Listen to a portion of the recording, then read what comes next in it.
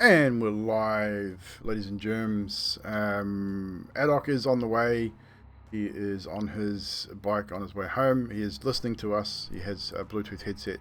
I've muted him so he can't talk. And so that we can't hear his motorbike. But he is definitely on his way. He will be here momentarily. So, obviously, Sunday night, last Wednesday, because I couldn't make it, we moved our episode to Sunday, and Sunday went very well. We had a good RP session, and we ended a little bit of a cliffhanger. Not really, just a little bit of a moment. We'll go over that in the recap tonight. Obviously, last Friday we had no Stormlord's Wrath over on Yanti's channel either because of absenteeisms. But we're all good for this Friday, I believe, Miss Yanti. So make sure you are hanging out with us over on Yanti's channel on Friday for Stormlord's Wrath. And a small announcement. We had decided to do the start of Season 2 Vampire the Masquerade on next Sunday, the 7th November. But as it is Halloween this coming Sunday, we have moved it up a week. So this coming Sunday, October 31st, we will start episode 1 of season 2 of our Vampire Chronicle, Vampires of Melbourne, Blood and Belief. So make sure, guys, you mark it on your calendar, come and see us. It'll start around 7:30, 8 o'clock. It'll run through till 10:30, usual times, about 2 hours. And we will be picking up where we finished our finale episode at that very moment where the coterie had escaped Elysium after the attack and all the chaos that was involved in that episode. So we'll be definitely back for that. What time was that again? If you need it to be 8 o'clock, it'll be 8 o'clock. Yeah, I need it to be okay. 8 o'clock. So 8 o'clock. 8 o'clock start on Sundays. We'll make 8 o'clock start Sundays no matter what. Otherwise, some people will see the poo road face. again. Some people see the poo face. And the road. So 8 o'clock start. There you go. Because of IRL commitments, we will be starting the Skype call at 7:30, half hour beforehand as we normally do, and the show will start 6 p.m. Australian. Thank you, Yanti. 8 p.m. New Zealand. And run through to, at the very latest, 10:30 New Zealand. So it'll be 8:30 Australian. So maximum be 2.5 hours. But you're going to try and keep it around about that 2 hour mark. A for story and B for just for YouTube videos as well. That's our goal, but we'd have a sort of a half hour buffer. So has anyone else got anything to say while we wait for Mr. Cam to show up? He shouldn't be too far away. Bash will be on his bike. No, well, he'll be on his pedal car, maybe. Flintstone's car. Yes, no? What, you saying... Well, you're old enough, aren't you? I 100 Accord. That's a pedal car. There you go. It's not. It is. V600 Accord. A V6 pedal car. Awesome. Goes fast. Actually, while I'm thinking about it, merch store, just because I saw the merch link come up, we now have caps on the merch store. We haven't had them on the merch store since way back when I first started streaming, and finally Redbubble has added baseball caps to the merch store. So if you're into baseball caps, go check it out. Good designs. There's all sorts of stuff there. There's socks, there's t-shirts, stickers, magnets, coasters, coffee mugs, travel mugs, all the cool stuff. Gracie's got one of the original, the first design that was done. There is that design up there with a slight alteration. Doesn't have my name on it anymore, but that design's still there. Obviously, the logo design we have on there as well. That's the coasters, which are good quality cork coasters too, by the way, guys. So I use them at home. Baz uses them at our home game. They're actually really good quality products, so and relatively reasonably priced, I think, what they are. And I've reduced my commission on them to bring the price down a little bit as well, so I'm not getting a huge sort of kickback from it, but They've A good got little bit. necromantic summoning circles as well. Yes, they work very well. It's just so you know. So, work done, D&D engaged. Nice, Grim. What's up, Mr. Grim? Welcome in. Welcome into our regulars, Mr. Magic. Good to see you, my friend. I see Yanti got a shout out from Magic there just before. Thank you very much. Obviously, as the friendos come in, we'll get the shout outs. JJ, the usual suspects era. I will shout, or Nuddy will shout out Yanti, because most of the mods are like me. I hate shouting myself out. I find it quite rude. That's me. So we're just waiting on Cam. He's there, kinda, sorta, maybe. Disappeared. He's all good. He's probably just having to get off his motorbike, quick wash. Anything's possible. We're gonna just talk here for a few minutes anyway. Give him a chance to get in. We won't sort of kick off till about 8 o'clock. Can he still hear us? Looks like he might have dropped out of the call. Yeah, he's not in call at the moment. You already said he'd be home in 5 minutes. He's probably got off the bike. Probably. He won't be too far away. But yes, so what we've been discussing actually off air just before we started, Paradigm 2 homebrew campaign. Obviously the second campaign in conjunction with the original Paradigm homebrew, my first homebrew campaign that I streamed. There was discussions about running a couple of seasons of VTM and then pausing VTM and jumping into Paradigm 2. But we've had a little bit more of a discussion about it, and what we're more than likely going to do is Paradigm 2 is probably going to start a little sooner. So we're going to do Season 2 of Vampire the Masquerade, which will run 10 to 12 episodes. At the end of that 10 to 12 episodes, we might take a couple of week break, and then we will start Paradigm 2 campaign. So between now and then, so over the next sort of 3 months, I will need to obviously touch base with all of the players that have decided they wish to play and do some one-on-ones. So that means just to go over backstories, make sure I'm clear on the backstory. We obviously go over the character sheets, make sure that nothing is what the DM considers to be overpowered or inconsistent with a character, and just to basically run over those sorts of things. Then obviously a week or two before we start, obviously in that 2 week break before we actually start the campaign, we will do a session 0 and we will roll our stats. The stats roll is going to be slightly different for Paradigm from Paradigm 1. We're going to be, and that'll be explained in session 0, it's going to be a much more random stat. So even if you are a fighter, you may not get the strength that you want as a fighter, but there will be an offset. You will be able to increase those skills through roleplay and gameplay. So it is basically really putting the RPG back into the D&D roleplay stuff, so which is what I like. I'm a big fan of RPGs and being able to improve those skills not just in a level up but during roleplay and gameplay as well, which is my intention for this Paradigm 2 to be a little bit more gritty. So it's going to be a little bit more in depth as far as combat and RP situations, essentially meaning a combat situation doesn't have to be a combat situation. The players are going to have to maybe think about things a little bit more rather than just running into a situation because they believe it's going to be a combat situation. You have the ability to run away. You have the ability to negotiate. So these things last need to be... it worked out well for us, didn't it, guys? We had a couple of close calls.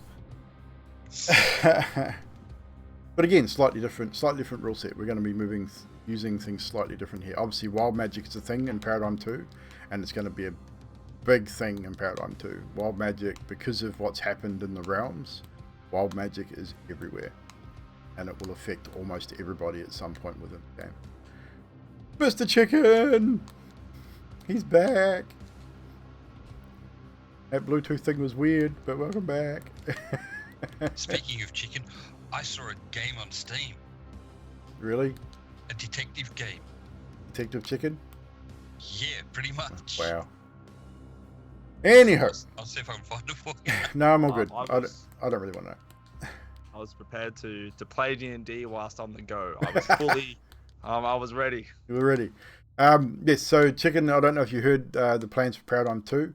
I need to touch base with you because we may be moving your mini campaign, instead of doing it after Strahd, doing it before campaign 2 over on the Sunday instead of the Wednesday. Whatever day suits you better. So if a Wednesday is better for you, then let me know. If a Sunday's better for you, let me know either way, because we can do it on either day. Yeah, Wednesday is definitely the go. Okay.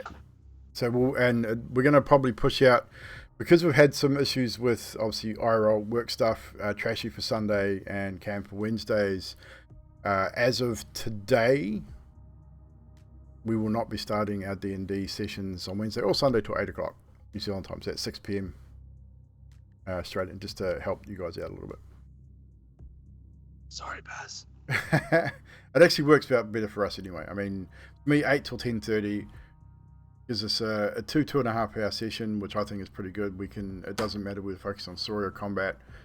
We can stop halfway through a combat because of Foundry, the way Foundry runs. It holds everything, positions, all that sort of stuff. So it's not a big issue. But anywho, now that everyone's here, we shall move forward and get into tonight's session. So, last we left off, you had faced off with several flaming skulls, which left you battered and bruised and burnt. It was decided to rest. A room was found. Watches sorted. Casimir disappears during that time. As the watches progress forward, doors were heard opening and closing. Strange, eerie voices became more prevalent now that you were a little bit quieter in the space. Discussions backwards and forwards between several of you about events that had happened and stuff. Adok's newly found staff eventually was revealed for what it truly was. Not just an old stick, but a seemingly powerful staff, which upon attempting to use had a catastrophic event surrounding it. It was decided to continue searching the upper floors of the temple. So you head back to the room where you found the bandits, into the hallway where the flaming skulls were, and you enter into the first of a couple of smaller rooms. The first seemed to be an alchemical lab of some description, maybe an apothecary at one stage, where the previous mages and casters of this temple had concocted many a potion or tincture of various descriptions. The second door led you to a darkened hallway into a stairwell leading down to the lower levels. You decided to leave that to a later date, moving on to the next room, which led you into what seemed to be a map room, a scale model of the exterior of Castle Ravenloft, seemingly magically protected from destruction, a chest with all manner of books and bits and pieces, in a map case, although empty, proved useful to Adok, as did a book he seemed to be enthralled in after finding it. Moving forward to a set of double doors, the smell of food could be caught on the air, which was odd for a place that's seeming to be abandoned for so long. As you enter the room, the lights ignite one by one, illuminating a large dining table with a full spread: roast pig, truffles, candies, fruits, vegetables, meats, gravy, wine, and in the center a very ornate looking bowl that seemed to stand out from everything else. Caught Adok's eyes as his merchant brain kicks in and his affinity to the shiny, but is convinced not to touch it and to leave well enough alone. As much as he would like to, he adheres to his group's decision and makes a deal that maybe come back at a later date if they find nothing else. moving further forward, you find yourselves on a broken balcony overlooking the like a main, almost like a foyer area. It drops down about 30 or 40 feet. You then move into a smaller room. Looks like maybe where someone may have been in prayer, possibly. The statue at one end seems to have an effect on Adok, sending him out of the room, making the rest of you feel uneasy, but not affecting you the same way. Zadriel moves out to instill some words of courage into Adok, and then moving him back into the room. As you enter back into the room, Zadriel, Fibblestib, and Karnos find another small room, spilling hundreds of skulls out into this main area, almost burying Fibblestib in the process. Karnos, managing to climb above this moving pile of bones, helps Fibblestib out as the rest of you sort of look on. Fibblestib moves into the room. You notice the chest on the ceiling hanging upside down. Odd. You decide to leave it alone, however. Upon searching some more, Fibble finds another secret door which leads into a slightly larger room, very well furnished, although covered in dust and cobwebs. Standing in the center of this room, a skeletal figure. Unmoving at first, but as Fibble calls back to say what he's found, the head turns slightly, the eyes aglow in a slight red, and a question is asked. Do I know you? And this is where we rejoin the party now within the Amber Temple. As Fibblestib, you are standing in this little room. It's a pile of skulls behind you. The clatter of those bones can still be heard as sort of Karnos is vying for balance on top of the skulls, sort of looking through to where you are. And again, the question is asked as this entity looks towards you. Do I know you? He hasn't made a move towards you, nor any type of aggressive maneuver, standing looking at you quizzically, was much as you could tell from a bony face. I don't know. Do I know you? There's a pause, and do I know?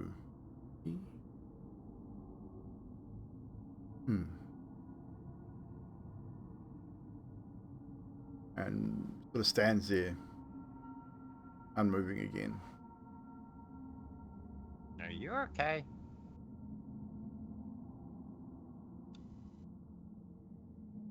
It looks back at you, and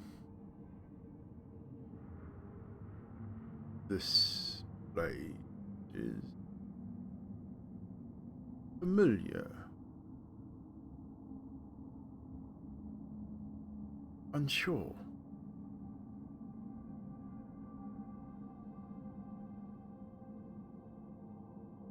But you're unsure if you're okay.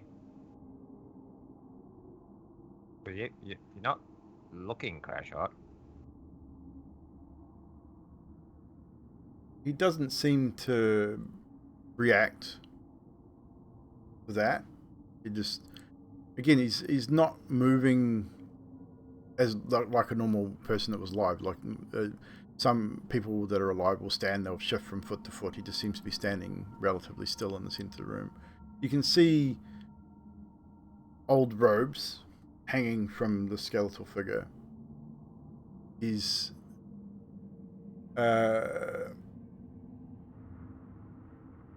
carrying what looks to be a walking stick in one hand and an old tome in the other.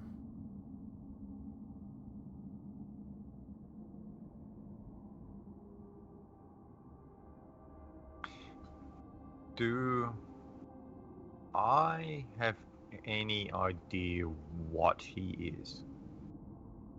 Roll a history check for me.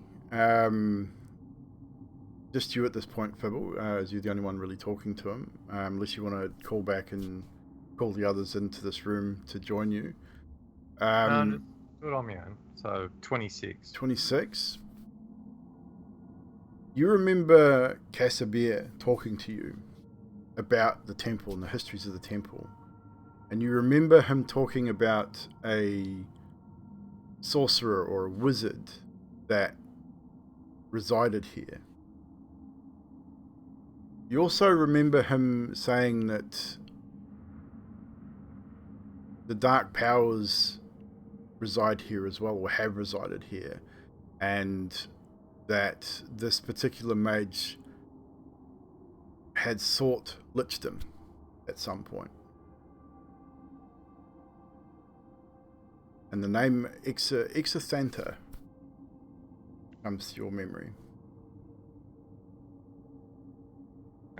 I'm just going to look back at Carlos and say, wow, some good news, and I hope even better news.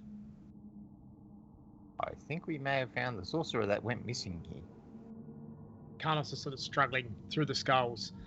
He's trying to edge towards Fibble, but they sort of push it away under his weight. And he's like, all right, good news and good news.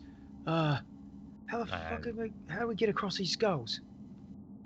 Well, I just walked over the top of them, but you're not so lucky with that. A little heavier than you, maybe. You crush a few as you're walking through under your weight, but... Who are you talking to, Stib? I think it's that Xenon dude that, went looking for the sorcerer dude that will Casimir or Kashmir or whatever his back name was telling us about. All right, shall I call the others to come through? Yeah. There's just not attack this guy because he could have smoked me as soon as he saw me, but he hasn't. So That's fair. I don't think he's a bad fella. Although could do with a decent meal. Carlos looks back sort of towards I imagine he's sort of just passing through the doorway of this cabinet. He looks back towards Zadriel, Skathis, and Adok, and he picks up a skull to sort of move it under his feet, and he sort of shakes it because tosses it down the pile. Guys, Fibble's found a man to talk to here. He thinks could be someone Kashmir was sending us to see or to do. Yeah, come on through, he says. Just be polite. He also says be polite. So, as all of you clamber over the massive pile of skulls that has been let loose into this room, I need Skathis, Zadriel, and Adok to make a dexterity check to see how well you fare clambering over this into this small room. Because it's like walking on soccer balls, almost.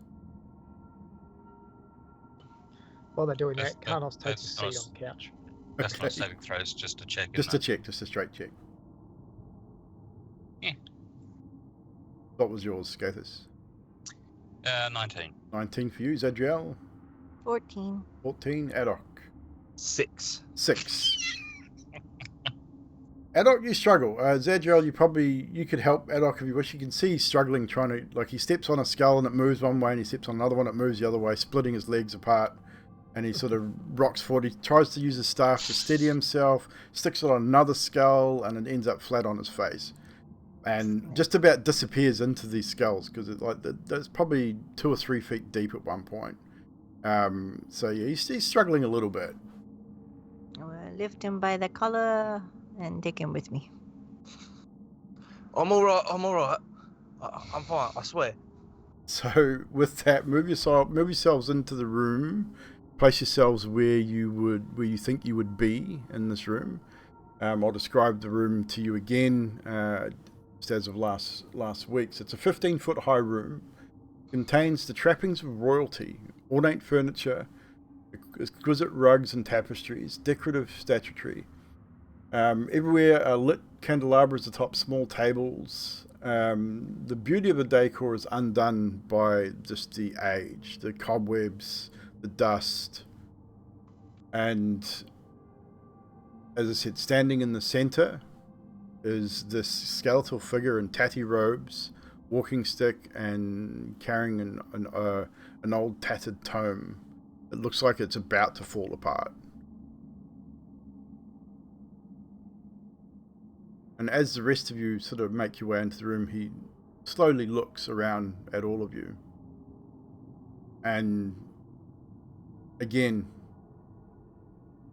almost like he's not seen anyone for a long time, it just simply says, "Do I know you?"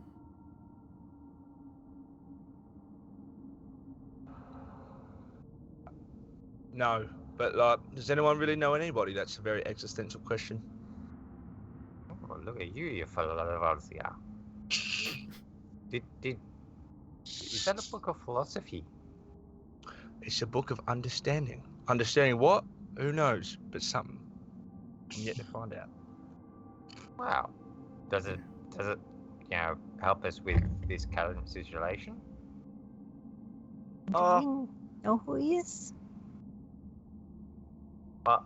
Yeah, we think he's the Xenon dude. Xenon, what's that? The sorcerer that came in here, like, crap, I don't remember when.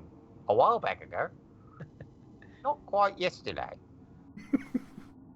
Did he have a name, or did you write it down?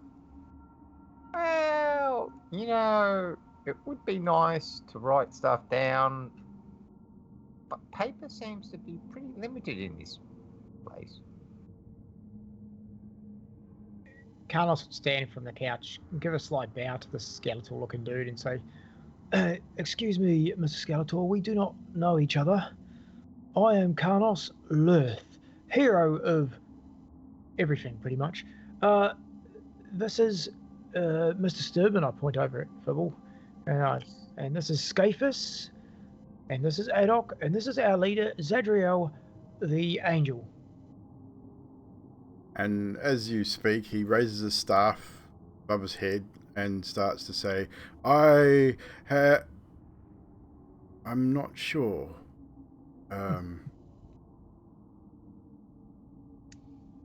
Things are hazy.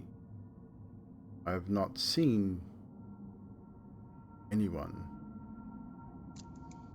Not sure how long. Do you ever leave this room? You see him glance around and doesn't answer, almost like he doesn't have an answer. Hard to tell with expression. He's obviously skeletal, so there's very little expression on the face, but he sort of just looks around as if to give the impression of confusion. Adok's going to lean over to Carlos and go, "Well, he probably hasn't seen anyone because he's got no eyes left." That's being judgmental. With that, Adok, his gaze, the red pinpricks of energy, lock on you and look you directly in the eye. And he sees you. You know he sees you. Just because some people are missing parts, Adok, doesn't mean they're less than. I mean, look at Carlos, the lesser here. Oh, you know? no, I'm not saying that. You guys are taking it way out of the ballpark. I'm just saying that he said it's because he's... Anyway. Maybe he could show us around or something. Maybe he could help us. Z, maybe you got something that can help him to get his memory back. Like, I don't know. Is he cursed or something? Well, he doesn't know who he is. Like, I know who I am. I'm old. Maybe not as old as this fella, but... Sorry, there's got to be something. I could cast list, but that's not strong enough. For restoration? Maybe he will reward us to find out who he is. If we can find out who he is. Excuse me, Mr. Scalavision. He turns to you. He doesn't seem phased by any of the names or anything. He turns slowly towards you, Carnos. The creaking of the bones in his neck as he turns is kind of a little unsettling. We were wondering if we could find out who you are, maybe you'd be willing to help us. He looks at you and says, maybe. I look back to Zadriel and Fibble. Do you mind if I touch your hand, Mr. What was it, people? Xenon.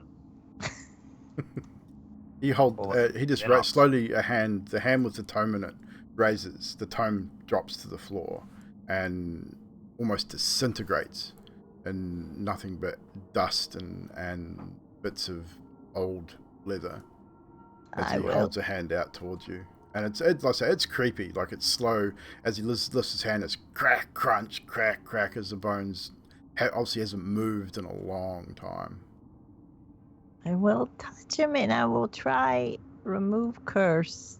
I don't know if it's gonna work, but I think that's what she'd probably try. So okay, so you touch his hand and it's again a little unsettling. It's an animated skeletal body. There's no meaty bits left on it. It's just full bone, dressed in tattered old robes, and you touch his hand. The spell releases, takes effect, and he doesn't move his hand. His hand remains where it is, and he's just looking at you. Says nothing. do you feel better? Yeah. Do you know who Don't you think are? it's guessed. I'm not sure. Do you know how you got here? I exist. Yeah. I will look around the room and perhaps we could find some clues to find out who you are and help you. And then we'll look in Well, that's bloody. books and Roll papers. investigation, Miss I shall ZWL. assist. With advantage. Okay, let's see what we got. 18. 18. He doesn't seem phased as you start moving around the room and looking over desk, the shelves. As you pass the bed, however, you do spy under an old sort of throw that is on the end of the bed, spy the spine of a more preserved book. And as you sort of move the throw to one side, you see that it's a very nice looking tome, a very thick tome, and it is bound in leather and it has brass locking mechanism on it. Like it's a very interesting looking book. Inscribed on the spine is the title, The Incants of Exithanta.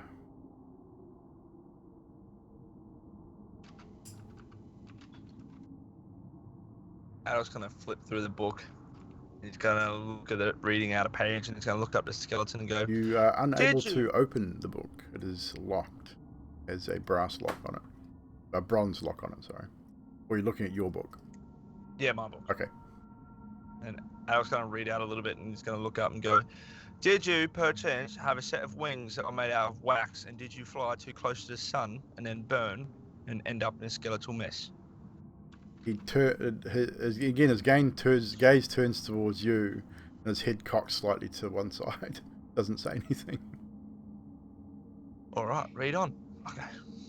I'm going to take the book, but I'm going to go to Feeble and say, do we really want him to know who he is? As you pick up the book, his gaze snaps to you instantly, and his eyes blaze with a brighter red. He doesn't move, doesn't make any threatening movements towards you, but you know that book means something to him. Like he just snaps to you almost instantly, as if to say, "That's mine," kind of thing. It's like a knee-jerk reaction, but he doesn't say anything and he doesn't move. So I'm gonna go over to Carnos and Fibble and Scathus. Adok's probably in his book Yes. delving in, so I'm gonna And say what I his said gaze about. follows you as you Yeah. move. So I'm gonna kind of gesture at him and say, "Do we really want to? Do we really want him to know who he is?" And did King Casimir say something about something having power over Strahd? Here. Roll a history check, Guides. Zadriel, please, as you read the title and the name of Exithanta. 9. 9? Wait, I have an Inspire. Where is my D10? Please be a 10. Where is it?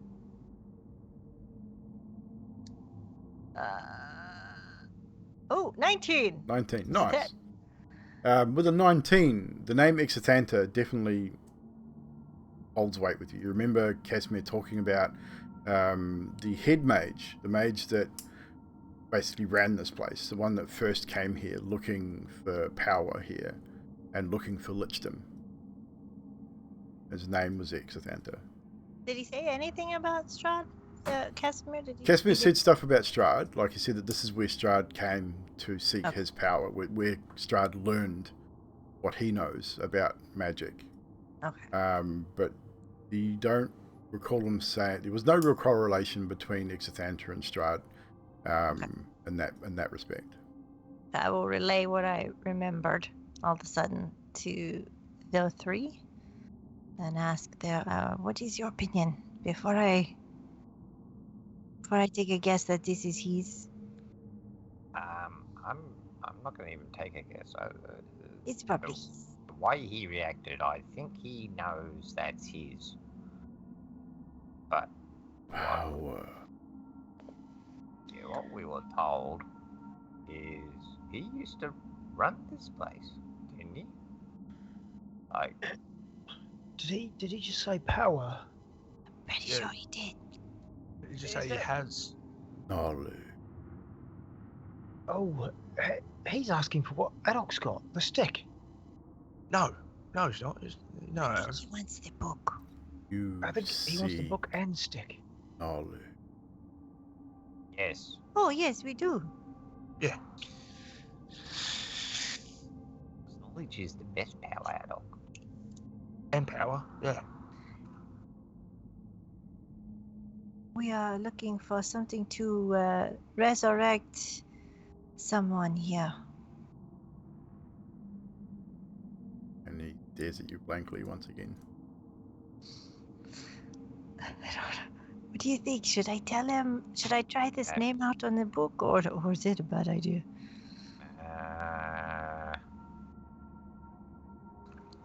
50-50. Let's toss a coin. And I'm going to pull out a coin and toss a coin. Roll a d6. Odds and evens.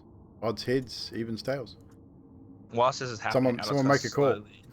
Heads or tails. Adok's slowly gonna make his way back towards the door. So who's calling the coin? Well, you already rolled it, Fibble. We didn't call it yet.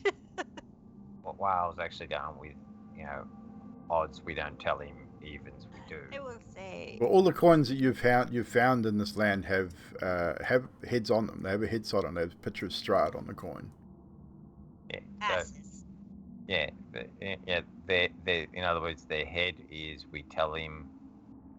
The tails we don't. So we landed on heads. So we tell him. Coin cost done. Piece of piece. Let's do it. Z. All right.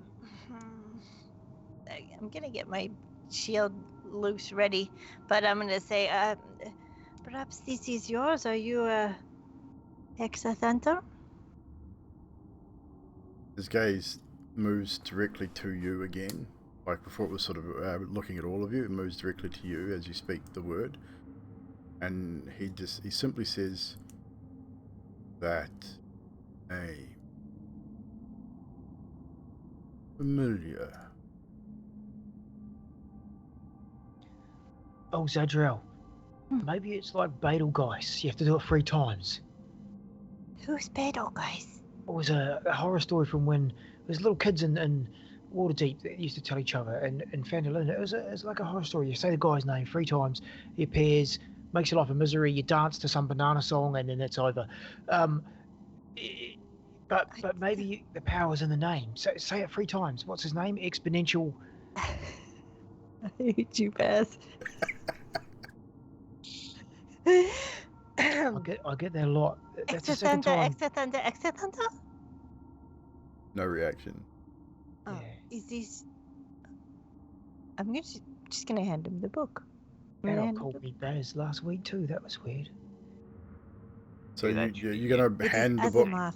You're going to hand the book to him. You say. Yes. He makes no move to take it from you. He remains still, just looking at you, saying nothing. He's not moving. Pretty sure he wants the power of Adolf's rod. Stick. Well, do you think you could unlock this book? I think it is yours. And they hold it out.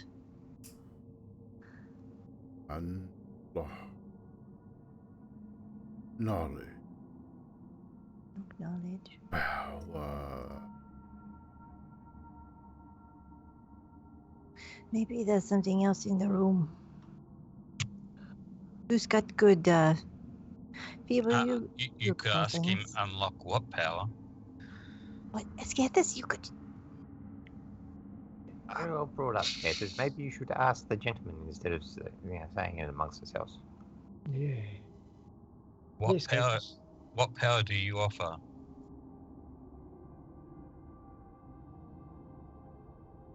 Gamba.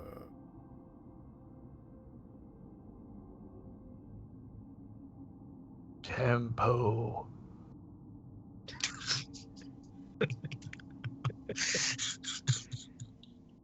No, is that? Did he stop speaking? Was he He going did. to add? Oh, He stopped at just the amber. What is the amber?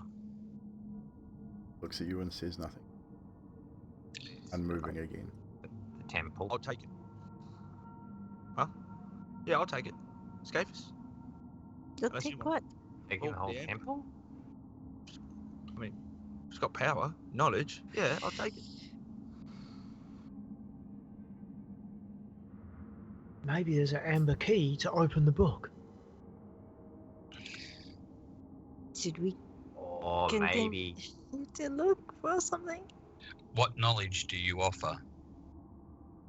Remains unmoving. There's nothing. It's under the carpet at his feet. Lift up that carpet, Scapus. You first. I'll check the desk. Maybe there's a key. I don't know. With your investigation before was high enough that the only thing you really found of any note was that book. I pull the rug up anyway, just to see if there's anything under the rug. It wafts a big cloud of ancient dust. It's super thick. Yeah, it definitely gets in your throat. But yeah, God, nothing. It smells like you, Scapus. Jeez, remember that day in the barn with Emilia? That's what that reminds me of.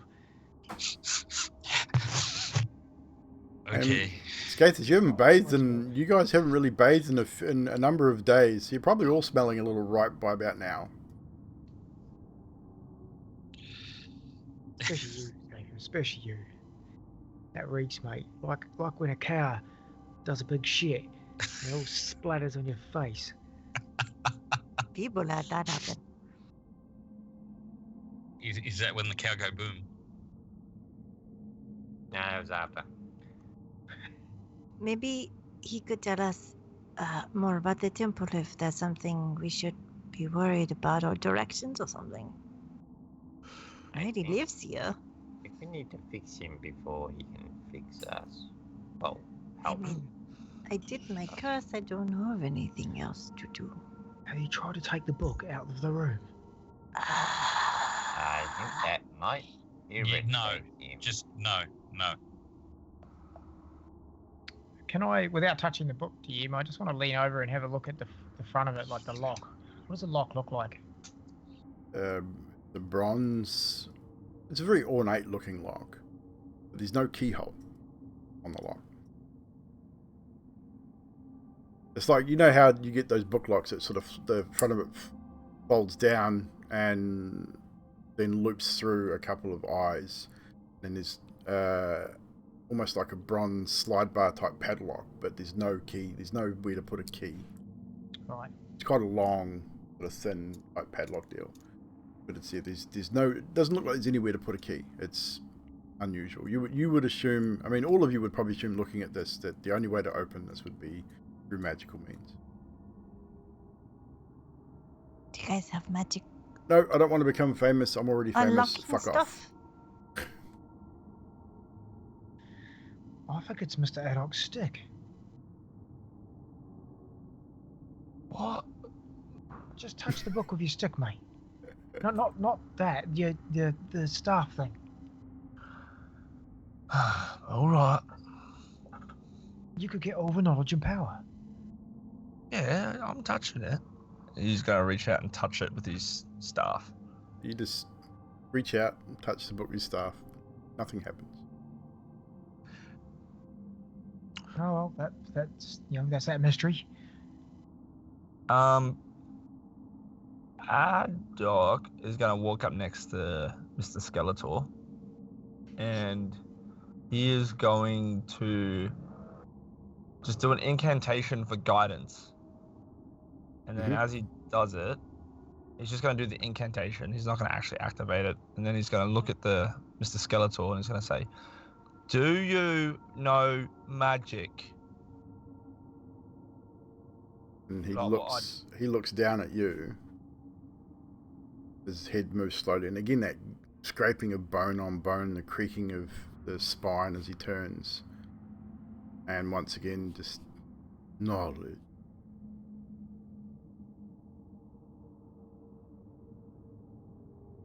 I bet this book has knowledge. Oh, if only we could open it, though. No reaction from him at all. All right, well, I mean, we could just leave him here and walk out. Take a book. Just I don't know what else to do. see his reaction when we walk out. We might be able to come back later if we find some sort of clue. I seek knowledge. You seek intelligence. That too. I seek power? Well, knowledge is power, so let me give you something, Mr. Skeletor. One does not simply walk into Mordor. It says that right in this book, chapter 2, page 374. Where's Mordor?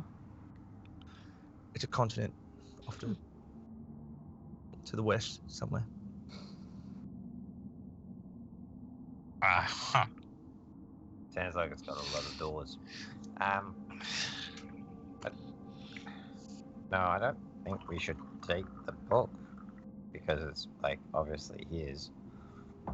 But I think What if we slide the book into the hallway? what if we, here's an idea. Not piss off the lich. I'm liking people's idea, not piss off Lich. Hey, can one of you cast a spell that doesn't do any damage, just like up in front of him, in your hand, or something, so he can see power? Maybe he wants to see our knowledge and power before he gives us what we seek. Is that not true, oh great Skeletor one? No reaction.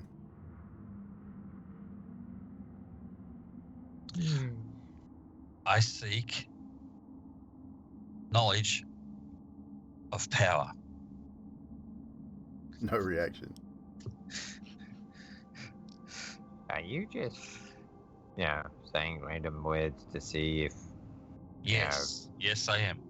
Hang on a minute, there's one great power right here. As you draw the... do you draw the sun sword? Yeah, man, I draw it out. You draw the sun sword. Does it ignite? And I ignite You it. ignite it? Yeah. I just hold it, No, not threatening. no reaction whatsoever from him. For sure thought something was going to happen there, be it good or bad. Is amber power. Do you know who Strahd is? His head slowly turns towards you, Zadriel, and again just repeats the same words: knowledge, power. Adok is going to slap his hand into his face, and then he's going to say, "All right, whatever," and he's going to cast Fireball at the couch over there. Okay, don't need to roll for it. It's old, it's brittle, it's dry. It instantly ignites and starts to smoke and burn. 0 reaction.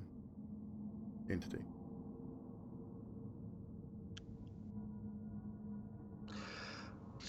All right, Zadriel, this reminds me of the time where someone told me that if something's not quite right and not all there and quite sick and unwell, sometimes it's best to put it down.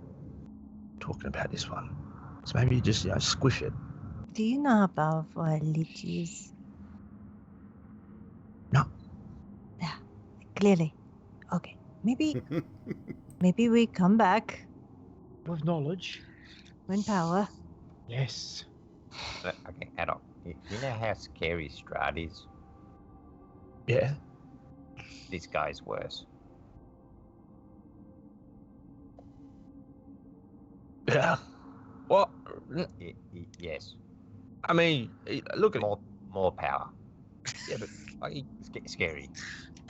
this guy can speak 3 words. Yeah, you piss him off, he's going to speak 3 words and your life is going to become nothing. He doesn't seem to be angry at us or hostile in any way. I say we leave him be, Mr. Stibb. Yeah, let's leave him be. Let's see if we can find something to help him. Agreed. He's... The clue is knowledge and power. We just have to figure out what that even means. It comes down to he used to run this place, so he's got to know where all the good stuff is. Maybe he knows all the doors too.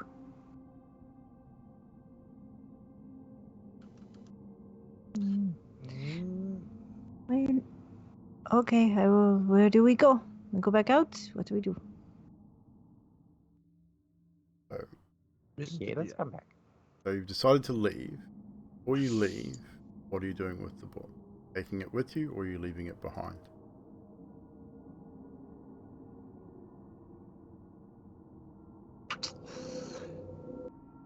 I don't have it, so I'm walking out that room. Yeah, I won't let anyone move just yet. We need to sort of determine this before we do anything. I back up with the book. Do I see him getting more angry as I'm backing? His gaze stays on you, and he follows you wherever you move. His gaze follows you while you're holding the book.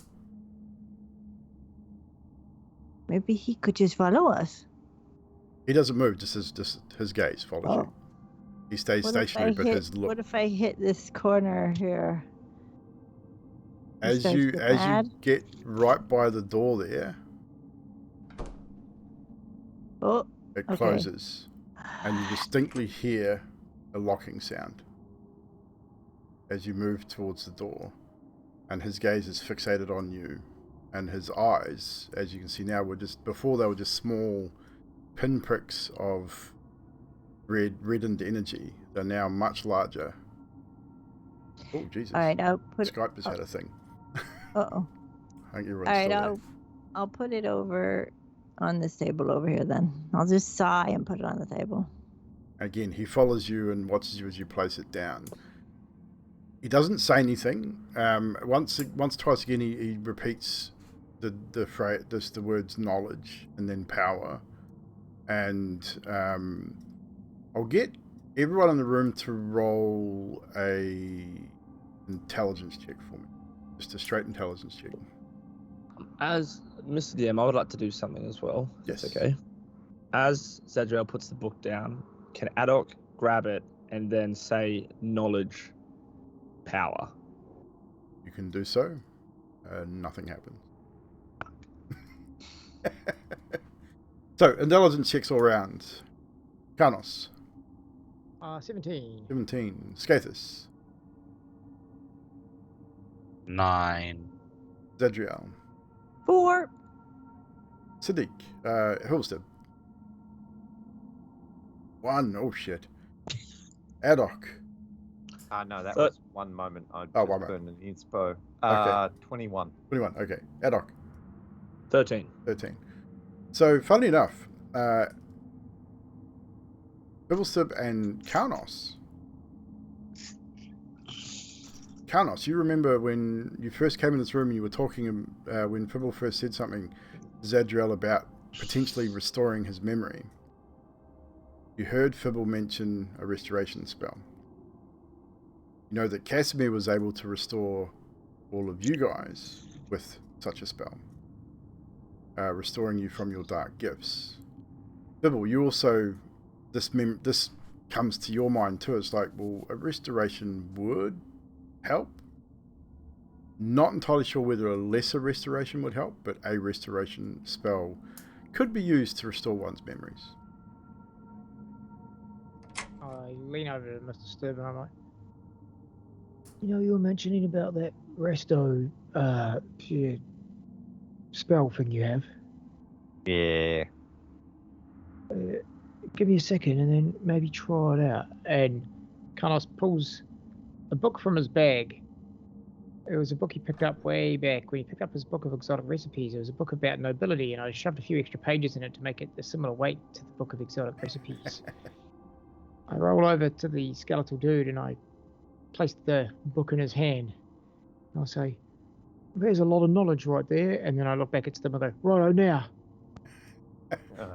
Cast Lesser Restoration. So, as you release the lesser restoration spell, it flows through you and into this particular entity. Nothing happens at first, but after about a minute or so, he turns towards you, Fibble, and says, Extenta. And the door opens over in the top of the room here. And Is that your name? he then sort of takes half a step back. It's the first time he's really moved physically since you guys have walked in this room. He takes half a step back and then just yes. Memories. Hazy, but not for long. With him saying that, you get the impression that what you've cast has worked, but it's not going to hold because it's obviously not strong enough to completely restore him. So you may have a minute, you may have 5 minutes, you may have 10 minutes, you're not entirely sure, but you have some time with his restored memory. Ooh. So I go to him. Do you know where there is a scroll of greater restoration?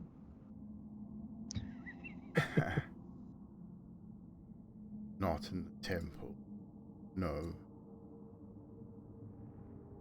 Such scrolls reserved for those in power. Plan. Oh. Remember,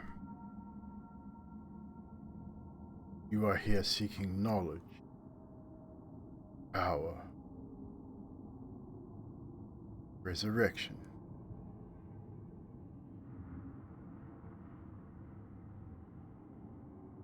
The amber. Beware the sarcophagus. Gifts they offer.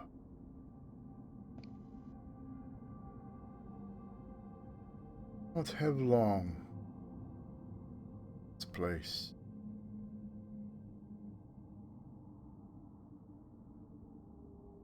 The powers that be here will make offer of gift. Accept at your own peril. Use my name. Find a door cannot pass. Speak it with authority. Gain in.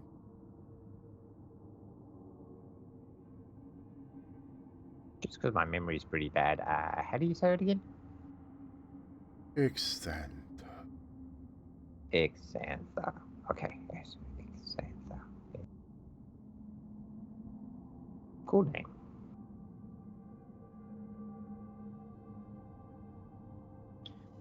Does he still hold the book I gave him? He does. Excellent. I'll leave the book with him. He does slowly walk over to where you placed the book, Zedriel. Places the book you gave him down, Carnos, and picks up this other book, and just waves the skeletal hand over the lock. See the lock slowly disappear, and he opens it. And he will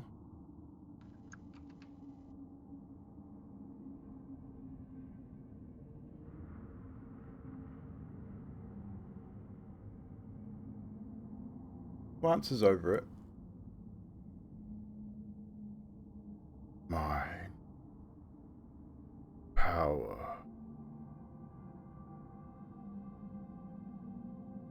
And he looks at you, Kaunos. I need you to make a wisdom save, please. Right. He doesn't say anything, he just looks in your direction, and you feel a pressure on your mind. I'm going to use my DM's inspiration from last game, so I got a few of these. Okay? DC is high, just so you know. Going to add... that's a reroll for DMs. Still not good.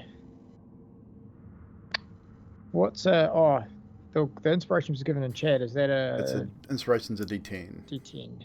Alright, I'm going to add a D10 to that. Come on. I'll cross off Mina's one from last week.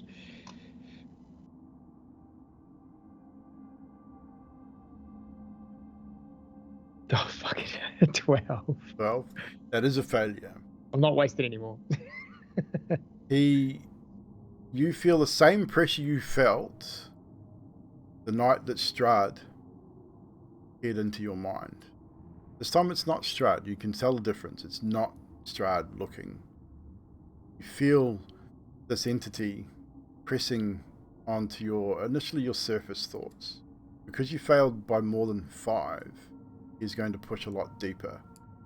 Sweet. And what he is looking for is your genuine intention inside the temple. What are you looking for?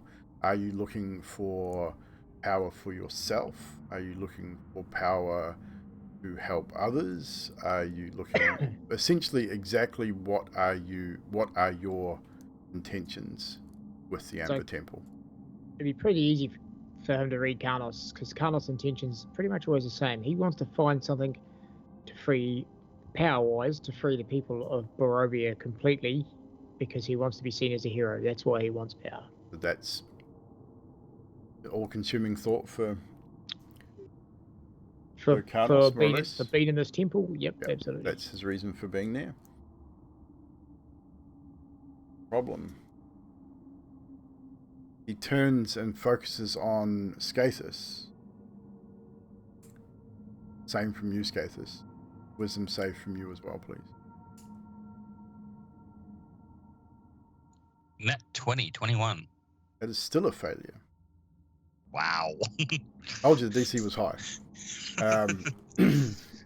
That's the highest I could get too. Yeah. You didn't fail it by as much. Definitely, it was a lot closer. So for this, it'll be more surface thoughts than deep thought.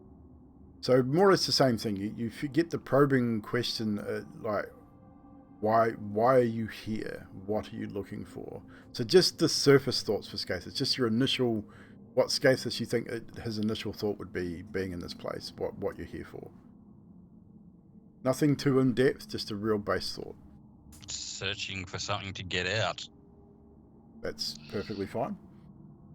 And one final person would be Adok, as some of the things that Adok has said has intrigued this entity.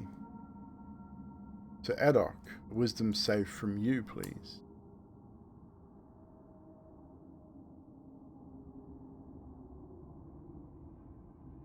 An 8. That is a very low roll against this DC. So he probes very deep into your thoughts and into your mind, and he wants to know what your ambitions and reasons for being here. Why are you here? What is your ultimate goal? Adok's ultimate goal would be to seek power to stand above all else, because he's sick of being seen as something of a monster.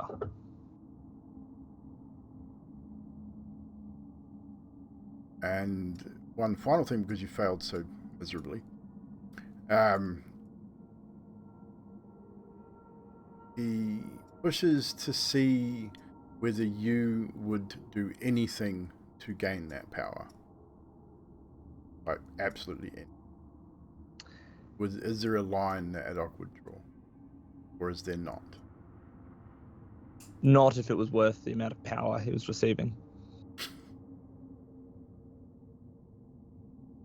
And with that, he steps back and drops the book. The book hits the floor. The lock reappears as it hits the floor. And he takes 3-4 steps backwards. And simply says, "We're not safe here." Knows will come. Will.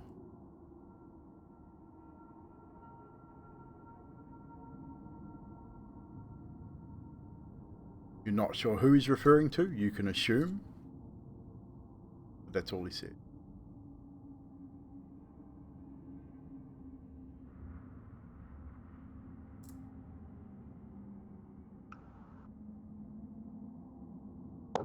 I was gonna look around. Did anyone else? Did he just like go into your thoughts at all? How much of You that would will we know. know? You would know. You would know? He wasn't hiding it. Wasn't hiding that he was probing. Did you what, Alok? Did you feel him inside you?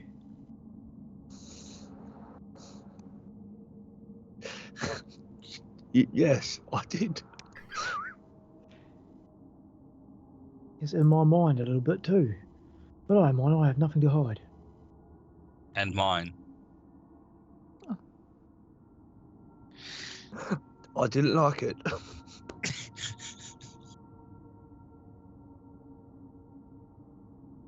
I'm sure you didn't.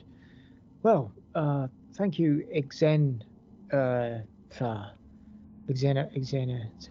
Remember, knowledge, power. He has it. All right.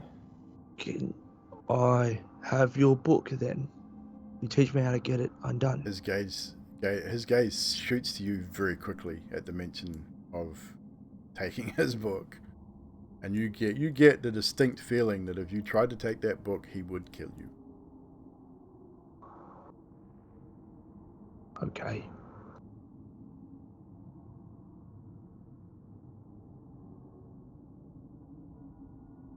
Not long now. Who?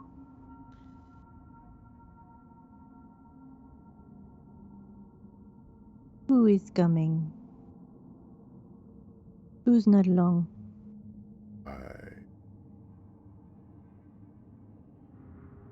I am the lad. Ah, yes. I am. And he stops moving.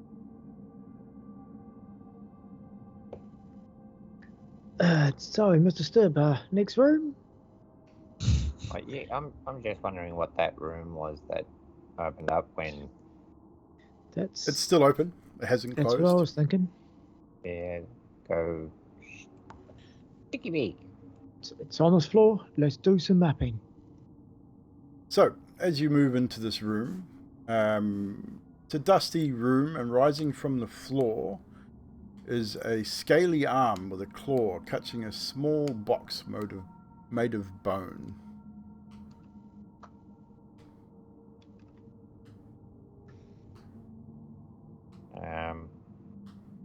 Garnos, Yes. what the fuck's that? It looks like a scaly arm clutching a small box made of bone. Yeah, I see that, but what is it? Well, from where I'm standing, it looks like a scaly arm clutching a small box made of bone. For those of you that are proficient in Arcana, you can make a history check for me, please, with disadvantage. Zadriel just goes out and asks him, "What is in the hand here? You know?" And he's back to repeating knowledge and power. Okay, history check with disadvantage. Yes. 29. Holy shit. Yeah. That was with 22 disadvantage? well. Holy Yeah. shit. I rolled a natural 20 and a 19. Fucking hell. And what was yours, Adok? 22 with disadvantage. Jesus Christ. That must be that new book for you, Adok, that's causing this burst of knowledge here. But Fibble, you seem to be well versed in the arcane and the magical practices. I mean, you don't really know much about liches, but a memory pops up. A book you may have read back in Nomengard during your searchings of tinkerings and magical patterns. You came across a book that didn't interest you at first, but then as you're flipping through it, you found this passage on liches, which just struck a chord with you, and you read through it. And it states that a lich has an object, phylactery it's called, that if destroyed, could potentially destroy the lich and leave it with no power.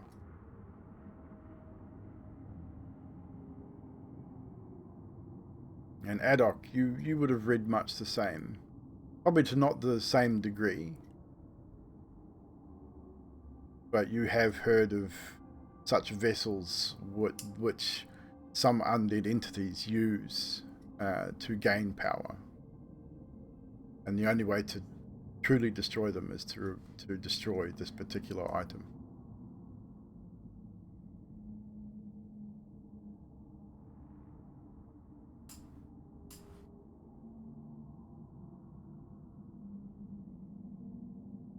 What you do with that, Bibble and Adok, is up to you. You thinking what I'm thinking, Mr. Fibble? What's in the box? Yeah. What's in the box? Yeah, but I'm not touching it. That's all right. I'll touch it. That's some bad mojo, dude. We could get you to cast your restoration back on our Lich out there and see what happens. He might get annoyed with us if we play with his box without permission. I mean, he did enter ad hoc without permission. If an adult likes it. No, I said I didn't like it. Very clear on that. And mind you, he entered you as well, Kanos. I never said that. How would you even know? You said that you felt him. Yeah, he didn't enter me. He was pushing in my brain with his brain power or something.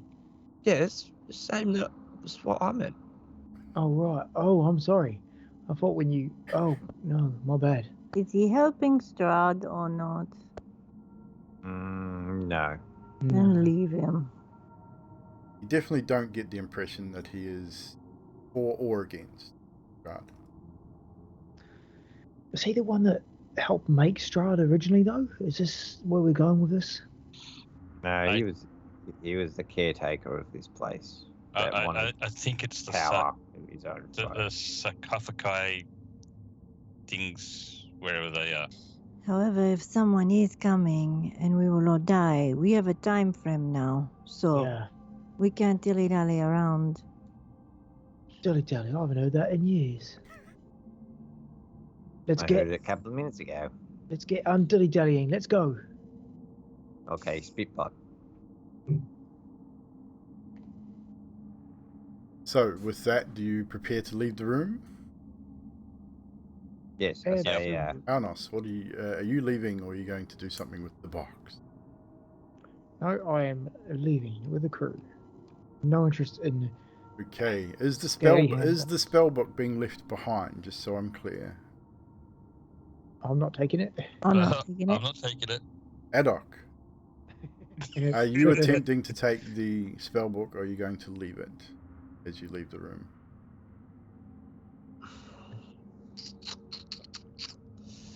Yeah, Alice, I'll turn invisible. Oh God. You're going to turn invisible? Yep. And what are you going to attempt to do? Stealthily walk over to the book, pick it up, and see if he tracks the movement. The moment the book is picked up, because the book then now starts floating, roll a stealth check for me, because A, you don't know his abilities, so you don't know if he sees you or not. B, the book is going to be floating, so it's not exactly stealthy anyway, but you will still make noise. Would I also... I got a 23 on the stealth. Okay. Would I be able to cast Silent Image over the book so that it's a mirror? So that therefore, like, surrounding the book so it reflects the light. You're Technically invisible. make If it you visible. cast a spell, does that not break your invisibility? No. Oh, it's only for attack. I'm pretty sure. Attack or cast a spell, if I remember correctly. Or Unless it's greater invisibility. Damn it! You're... Okay.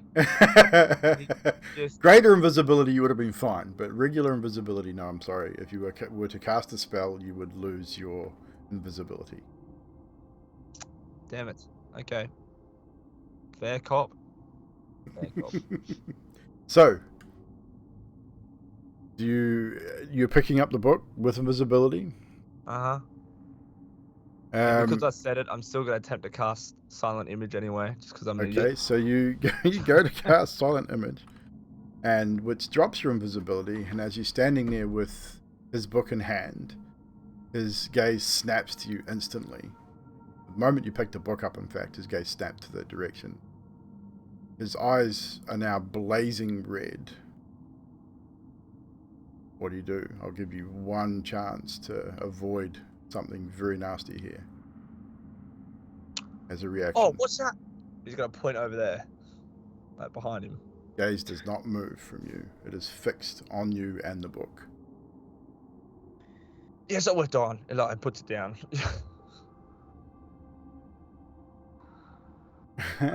Power if I'm dead, right? Knowledge is power. Can't earn knowledge if I'm dead. I need you to make a dexterity saving throw as he raises a finger towards you.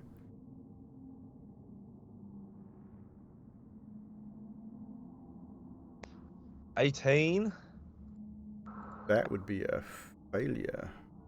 Cool. Haddock the Grey. You take 65 points of force damage and are slammed against the wall. Cool. As an unseen force slams and hits you into the chest, shattering half a dozen ribs in the process. Sending white pain into your eyes, blinding you on the spot, just for an instant pain. And in a booming voice, he just says, "Power." And all of you hear that. As soon as Adok would be smashed against said wall, much like a frog splattering, he would not get up. He's unconscious. Yep. Did you guys hear that? Where's Adok? Oh, that little rascal. He'll be up to some rapscallion thing again. Oh no. So, do you move back into the room to see what has happened? Yep. Back. As you move back into the room, Zadriel being the first moving back in, you look through into the smaller room where the phylactery was held, and up against the wall, slumped, unmoving, is Adok's body. As you get closer, you can see the bruising, even on his grey skin, the bruising that's up around his neck and shoulder area. And he's barely breathing. I am going to lay on hands. Actually, I'll just healing hands him for 10. Okay. And then I'm going to pick him up and just carry him out with me. Okay, so 10 points of healing. Adok, your movement speed will be halved until you get at least another 20 with the several broken ribs that you now have. But Zadriel's going to carry you out. You can move with them, move your token with them, but Zadriel is going to carry you out, leaving said spellbook on the floor where it fell. What happened to him? I don't know. We just got in there and he was slumped against the wall in that small chamber. Is he still unconscious? He's conscious. Damn He'd be very weak still. He'll be struggling to breathe because of the broken ribs. Should have taken his stick and thrown it in that bloody brew out of the way. I still feel like that skeleton wants that stick. No. Doesn't. Adok, what did you do? Funnily enough, you are still clutching your staff. Yeah. I was just going to say, power, knowledge. Ow. Don't touch anything until we have knowledge of this place. And that is where we're going to take a 5-minute break, guys. You were lucky. You were very lucky. The spell he cast, he could have cast. He had 3 spells to choose from with limited memory he regained for that short period of time, and one of them was Disintegrate. I chose not to use it. Otherwise, with that damage and your failure, you would have been a pile of dust on the floor. Thanks, guys. Had a good campaign. I rolled a d3 to see what spell he would use because his memory's not great, and you were very, very lucky. Let's just say that. I did say if I don't die, I'm from the and as I said before, it's a lich. I did want to leave as a player, but I'm like, fuck that fucking curse. I'm like, I have to do something. Yeah, the book resembled power. So I again, DM's inspiration to you, Adok. I mean, playing that up if you don't have it already, please. I've got it. Still, Okay. Yeah. Well, you hang on to that because it's definitely it. So guys, we're gonna be right back. We're gonna go grab a drink and stuff. Coffee. Be right back, guys. So bad. I'm so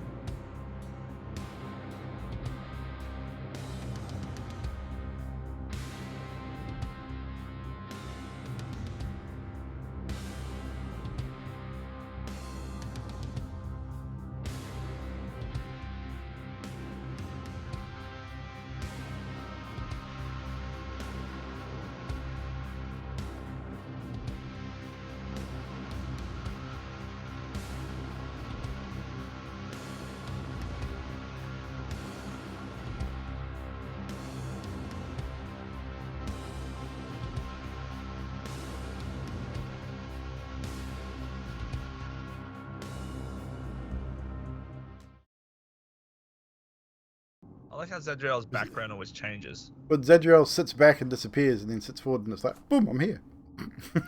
Yeah, she's just eating, so she doesn't That's like a good- eating on cam. Fair enough. And we're back, ladies and gentlemen. Actually, do her makeup on her. I don't know. I'm not one for eating on cam either, generally. I mean, you'd have to have a clean-shaven day and a good shower. Yeah, exactly. And a different I'm not allowed website. to- And a different website altogether, I'd imagine. I'm not allowed to grow my beard anymore. Oh. Baby, Wait, was that a baby joke? face forever. No, it's not a joke. Oh. Because of work? Yep. Yeah. Because What? Because of the Because of because the of the masks. masks I've got to wear. I Got to can't have a proper seal. Got to be clean shaven. Yep, yeah. It's not uncommon. That's right. You just grow your pubes real long to be fine. Aren't you back at house as well, though? No, because I actually deal with the public. Ah, fuck. Okay. That's why. So- Does that mean that I should be clean shaven as well? If you're wearing N95 masks, hell yes. What's an N95 mask? Let me Google that. We list them as KN95s over here, but they're Yeah. the more high, the Yeah, they're thicker the- rated, ugly they're the fucking. The garbage highest you use. rating you Yeah. can go. I got one with a filter in the side. Yeah, they're no good. They Oh, work for me. these ones. Charcoal filters. Yeah, no, I'm definitely not wearing these. If you're wearing just a standard surgical mask, Yeah. you're good. They seal pretty well, but to get a proper seal, you got to be clean shaven. Yeah, apparently they're rated. They are rated. Well, the medical one. Yeah, the medical ones are. The ones that you buy over the counter, they're classed as level 2. Yeah. But they're crap. In the long run. My whole philosophy is I just don't go anywhere. I don't have to worry about It's wearing Yeah, unfortunately, my job is to go places. So, Ah. My job's sitting here doing this, so I don't have to go anywhere. It's great. My job is to sit here and eat these damn donuts. Exactly. So it's an awesome mask, but god damn, it's ugly. Yes, they are. depends which one you're wearing. Are you wearing N95s at work? Me. No, nutty. Oh, with those that have oxygen. Anywho, we shall get back into a story.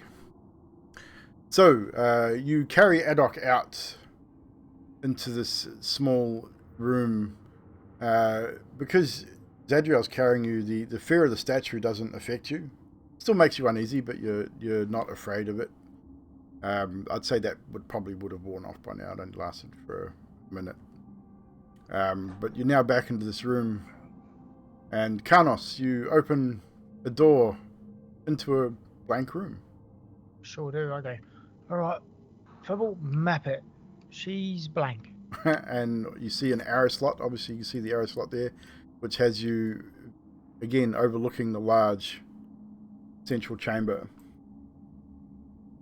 I think it's just a Thanos. wardrobe. Yeah. I'm gonna suggest this.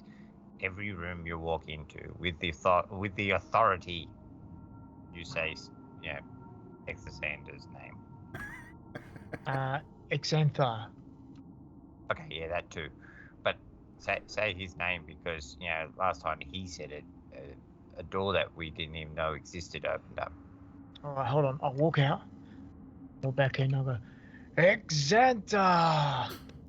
And nothing happens. He did say It did echo a little bit. locked. It was pretty cool. It did. The sound was pretty cool in this little room, the concrete room. Echoed a little. It's worth a try. Yeah, no. Agreed. It's kind of like that guy that used to use Open Sesame.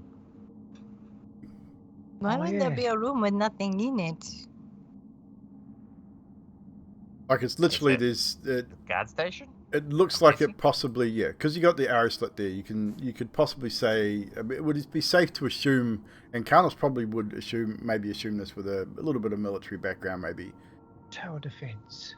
Exactly. This is where maybe soldiers or someone would hide and shoot arrows or spells from cover, because the slits in the walls are thin enough to shoot a bow through, and maybe should cast the occasional spell through, but on the other side, it would be a little bit more difficult to shoot from the opposing side. And you've noticed the same things coming down the hallway where the flaming skulls were, those same arrow slits overlooking this main area. Okay, going by my mathematical equations and my awesome map-making skills, I think we're done this side. We can go do the other side. All Or right, go down those stairs. Team vote. Shall we go around the other side, or shall we venture the stairs? I'm going to heal Alok for 15 more. What? Oh no, I was just gonna ask the DM if I could cast Cure Wounds at 3rd level twice. On yourself? Yeah. I would say you're pretty well banged up, so I would say at this point, probably not. Okay. Well, yeah, Good idea. 15 for you for lay on hands. As I'm gonna you, let him suffer. so being that, stupid. yeah, as you move through the corridors, if you wanted to cast it a couple of times, moving from where you're going, I would say yes. But at that initial moment, before that heal, you were probably in too much pain to even probably get a spell out. Because your ribs are almost powder on your left side. They were pretty. Yeah. You were pretty banged up. Too easy. DM, I am stuck. If you're able to maneuver me to, I was heading back the other way. No worries. I got you. Thank you. Thank you. I think I must have moved close you to the must have edge. got right on the edge of the wall. That's all good. Thank you. Adok's still got to stay on Zadriel's shoulders. As So, he's healed, yep. he's just gonna. No worries. So as you move back through that dining area too, you notice that all that stuff is still there. Like the food, the lights, everything is still there, and it still smells great. I'll get you guys to stop at about there before you move any further, just so we can get a little context. Right, these doors are already open, Mr. Stubb. So, indeed, who are we missing? Missing someone. Oh, here he comes. Mr. Adok, you were with Zadriel. Put yourself right next to Zadriel there. So, as you walk up to these doors, glancing back out over the large balcony leading downwards, you walk past the entranceway. I'd say you would all probably glance back up at the entranceway to confirm what Adok had told you the earlier, that indeed the entrance appears to be blocked. It is darkened. A large stone something has been placed in front of the entrance, leaving you no escape that way. As you move forward into this room, which you can now do so if you wish, just don't venture too far. This room is featureless except for a rough-edged 10-foot diameter circular hole in the floor to the east. An empty torch sconces on the walls. Double doors of amber stand open to the north and the west, which is the west is the one you just came through. And a small single door which lies closed to the south, just down in this area here. Ceiling's about 20 feet high. If you are wishing to investigate the hole further, you would see that it drops into the floor below.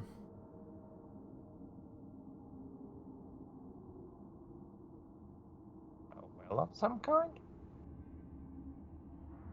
It looks like it might have been tooled. It looks like someone may have dug their way into the floor below for some reason.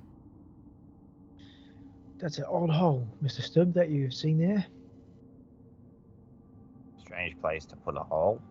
And it descends 20 feet. Like this, it's like almost like a mining shaft. It's about 20 feet long, and the room below has that same amber glow as the rest of the temple. I don't understand why they do this shit in this place. Like- Maybe they were renovating, making a spiral staircase going down, and they didn't get that far. Okay, that's plausible. Well, that's about all I can think of looking at that hole. Shall we venture this door? Anyone got any ideas? Should we venture this door, single one to the south here? Sounds like a plan. It allows us to fully map the zone. Just here. Excellent. Right, Zadriel, Scaphus, stand back, checking door, and I'll go. And once again, as you move in, shattered bits of wood cover the floor. Again, looks much the same as the room that you'd previously spent the evening in, where it may have been a barracks of some kind.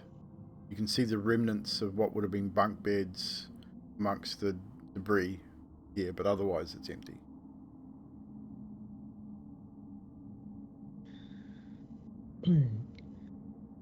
Give me a look at your map, Mr. Stibb. Righto. I'm showing the map. Walking from here, out the double doors we came in, down the corridor to the room we spent the night in. DM, this is aimed at you. Will we notice the difference in room size compared to what we've walked in the corridor? What do you mean difference in room size? For this room? Well, this room's short, but the corridor is quite long. Like there's a space. Yes, you probably would. And I'm just rectifying that now because I forgot to put something in. So you guys are going to see something here that you can't see. So bear that in mind. But you have information that would tell you otherwise. I'd So- like to do a search for hidden doors. Yeah, search the room. Yeah, got to make sure I got this one right.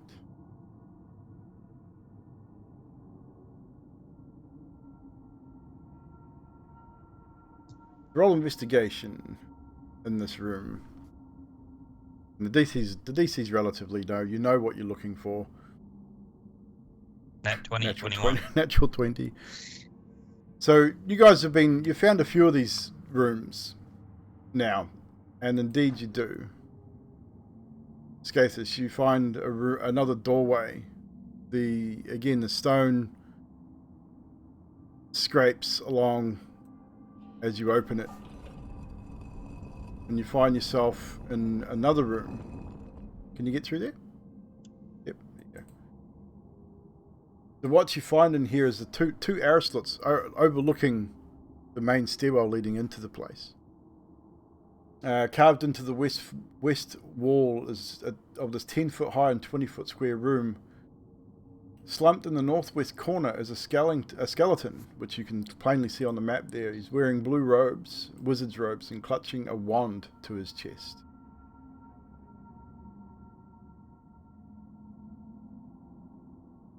Guys, you might want to have a look at this. Karnas will just wait in the other room. That light would be faded now, just so you know. Won't worry about torches and stuff, you guys should be able to see okay. So as you walk in, Zadriel and Fibblestep, Karnos waiting in the other room. Adok, you'll be with, obviously, Zadriel still. Zadriel, you still carrying Adok? I think he's on my shoulders. Okay. And you've healed yourself, Adok? Yeah, Adok you would have felt him finish casting Cure Wounds, but he's still going every now and then. Oh, you're severely bruised. Even all the Cure Wounds and shit is probably not going to fix a lot of the internal bruising. You're going to be sore for probably the remainder of this day, I would imagine. Just Zadriel, I can't feel my legs. I can't anymore. I smack him on the leg. Do you feel that? Ow! Oh, you're fine. So with What that, does this guy you have on him? wander into this room and you see exactly what I described to Scathus. A skeletal figure, long dead, skin stretched and taut across the skeletal frame. No juiciness left in this body. Very dry and brittle. the clothes tattered and moth-eaten. But in his hand, clutched against his chest, is a wand. Oh, And Adok, even without any kind of roll, you would notice the glint of a ring on that same hand as well. dash into both. So you just jump down, Yeah. jump down from Zadriel and rush forward. Does anyone react to this as Adok just dives forward towards these items? I'll start casting Detect Magic. That takes you 10 minutes, I believe. Is it 10 minutes? Instant cast. Instant cast, okay. So you cast Detect Magic and you get an Arcane Signature from the wand and the ring. And obviously anything else you guys have that's magical. As Adok dives almost headfirst into this pile of bones and grabs at the staff, I'd say probably unceremoniously breaking the hand and wrist from this creature and grabs the entire hand, probably snaps off the finger to retrieve the ring, not really showing a great deal of respect at this point. Adok, show some respect. Which indeed would upset Skathis. Oh, sorry. Did you want to have a go? Did you want to have a go first? Maybe. Take his robe. No. if you want.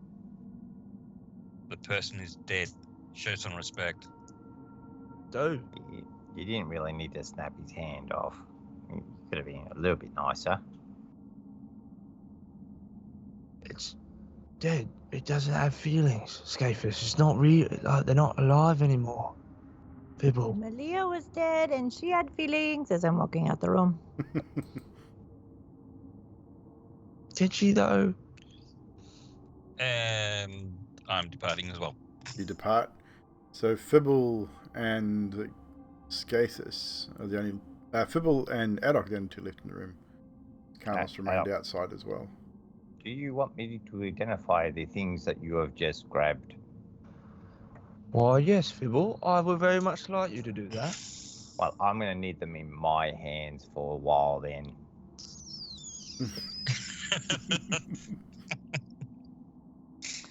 Let me roll something real quick.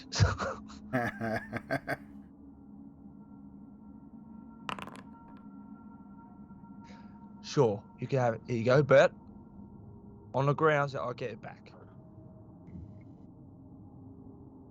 If you deserve them the most, yes.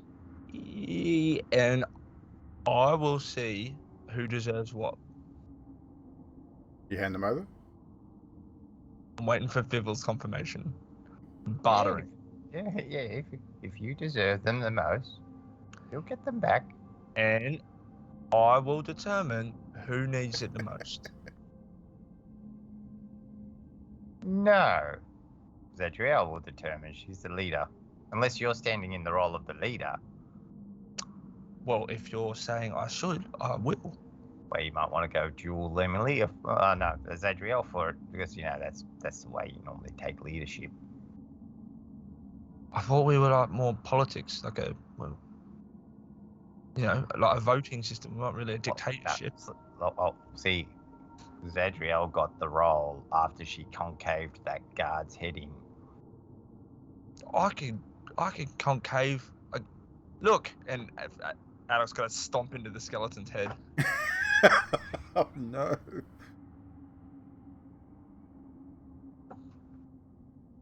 See? Look, I can do the same. It's not quite the same. This dude's been dead for thousands of years. Yeah. Give me the ring and that, and I'll do my thing, and then we'll work out where it goes. All right. Okay. I can trust you. You haven't betrayed me yet.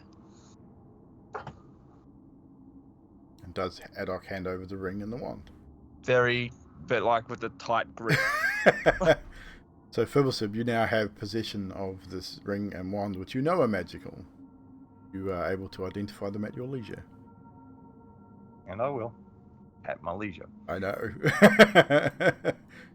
So, with that, do you rejoin the others at this point?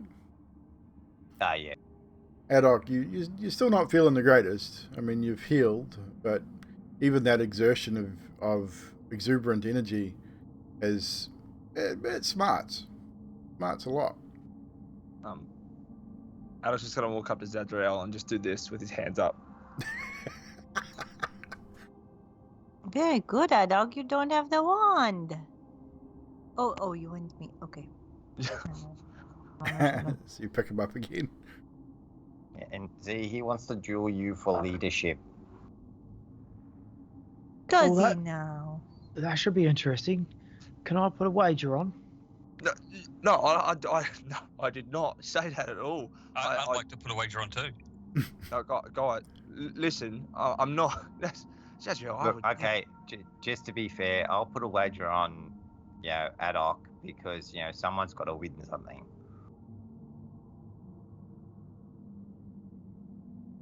Yeah, Zadriel win. Adok gives us the gold. Hey, that sounds like a good idea. If he loses, we get all his gold. If he wins, we get all his gold. No, what? No, this no. That's not happening. All right, we've got a job to do. Move forward. Fibble, you identify that. Zadriel, it's fine. Just little. We're not sure. Fibble's going to give me back the magical stuff that he found once he knows what it is. Yep, I need 10 minutes to do it though, and I need to be stationary, so I'll do it tonight. Carrying on then? Yes, the Xanthar guy said someone was coming for us, so we should probably quicken up, eh? Yeah. So you find yourselves in yet another corridor, similar to the one you found on the other side. It has the same arrow slits that look down over the main area, the Great Hall. And there is a closed door in the middle of this hall. Right, are you ready? Are you ready for me to open the door? One moment. You do notice the main difference in this area is there's some very serious cracking in the floor here that wasn't prevalent in the opposite side. Oh, maybe not stand so close together, you guys. Spread out. That floor looks dangerous. Don't stand on the cracks. Stay off the crack. Or marry a rat. That's how they used to. The kids used to play that, right? No, just stay off the crack. Oh right, yeah. You had a son who was on that, wasn't you? Nah, skunkweed. He likes skunkweed. You get him off it. Right, door. 3, 2, 1. Door indeed. Ooh. What do I see poking my head through here? See a rather large room, in fact. This looks like some sort of Just move theatre yourselves. with an altar. Yep, move yourselves into where you would think you would be. Obviously, Adok, you'd be with Zadriel, wherever she goes. Alright, so move yourselves to where you think you'd be in the room, and I'll do a bit of the reading. Done. So, this room is a brightly lit chamber. Red copper lanthorns that hang from the ceilings. The walls are sheathed in amber that has been shaped into reliefs of wizards with spellbooks. Stairs to the north and south descend 20 feet to an obsidian lectern, behind which a slab of black slate hangs from chains. Between the stairs descending rows are marble benches, red marble benches. The hanging lanterns are lit by a flame that doesn't look natural. That doesn't look a natural flame. So those that use arcane flame or any kind of arcane light would recognise that it's a magical light. The black slate looks like it may have served as maybe a chalkboard, as you can see some faint markings on it. Nothing that means anything to anyone, but just it may have been a lecture hall, maybe where magics may have been learned at some point. Did we just lose Baz? I think we did. Can't see him on my thing. No, Oh, there he he's is. He's here. over there. Oh. It just moved him in my thing. That's weird. So yes. So looking around, it looks like a lecture hall of sorts. You don't really notice anything in this room apart from that at this point.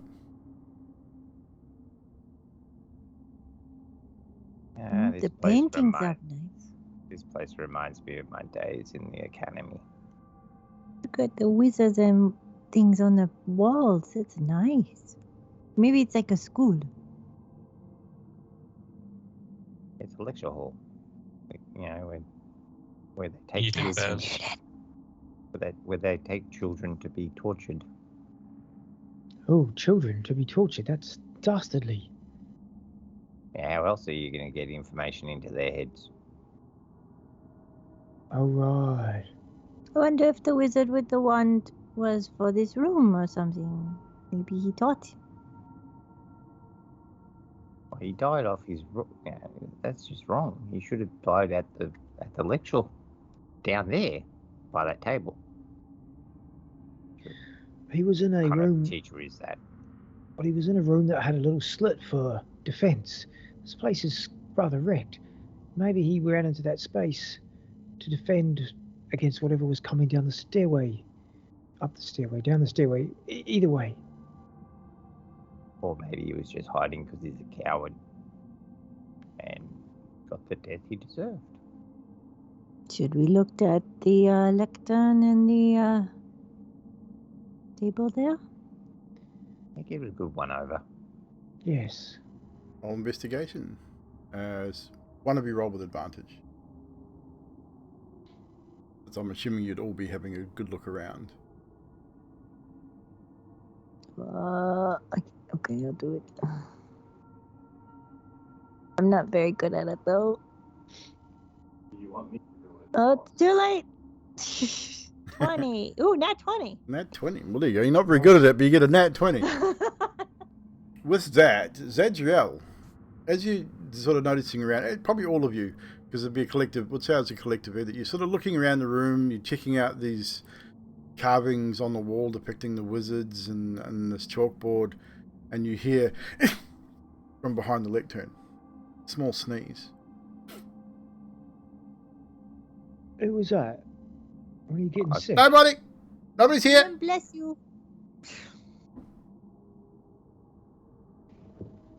I thought it was Carnos. Because, you know, allergies nobody's and here. stuff. I don't have allergies. I don't get sick much, if at all. You can come out. It's okay. Only if you're a friend. Don't come out if you're a foe. How's he meant to know if he's a foe or a friend? Who are you? What are you doing here? We are looking around. What are you doing here? Hiding. What are we hiding from? You. Oh, And as you say that, an individual, a very interesting looking individual, steps out from behind the lectern. And I will show you what he looks like. He's burnt on one side of his face. Take no notice of the imp on his shoulder, because that is nowhere to be seen. But he is burnt, dirty, tattered. You can see he probably sneezed because of the dust and soot around his face and in his hair. And he says, "Have you seen the master? He curses. Why did he bring us to this place? This place is terrible. Too many things. Fire." And then he sort of cowers back towards the lectern.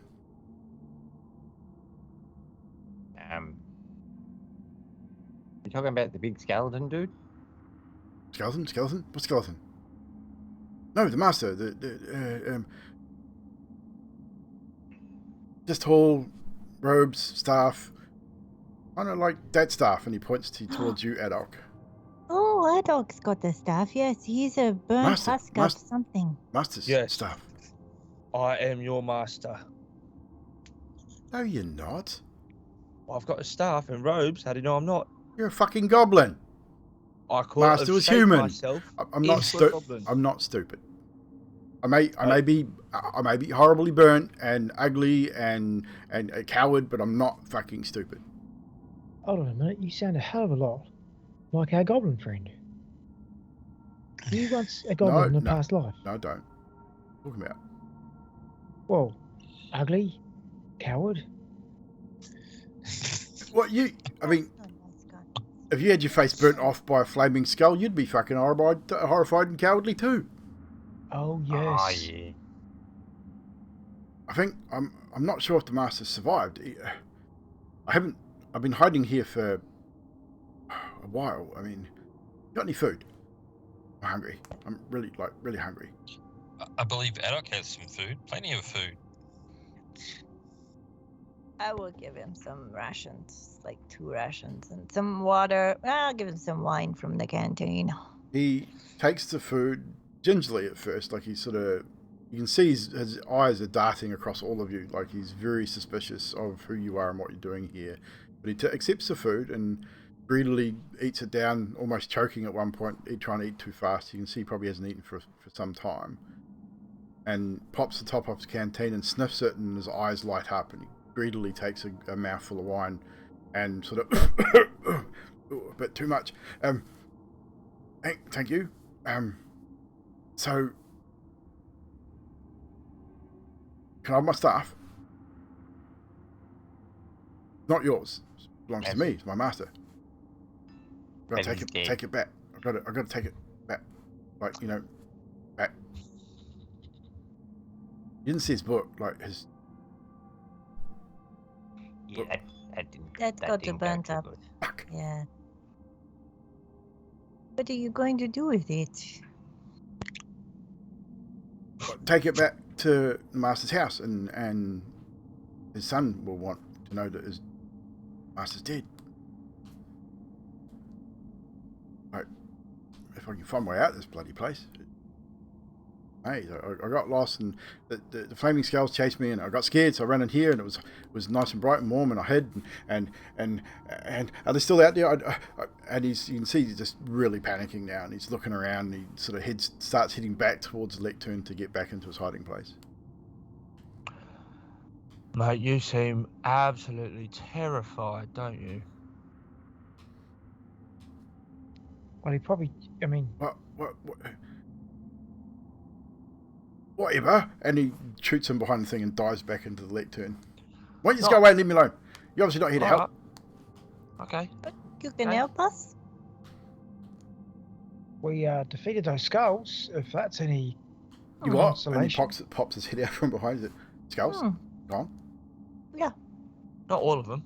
There's 6 of them, I think. 6, 3, 4. I didn't see how many. It just explosion of fire. I got burnt, and I heard the master scream, and I ran. I can't do what he does. If he's your master, does that make you the apprentice? Well, yeah. I mean, I was learning. I know some stuff, but I'm not as good as him. Can you cast spells that are ice-based? Yeah, that's what my master was teaching me.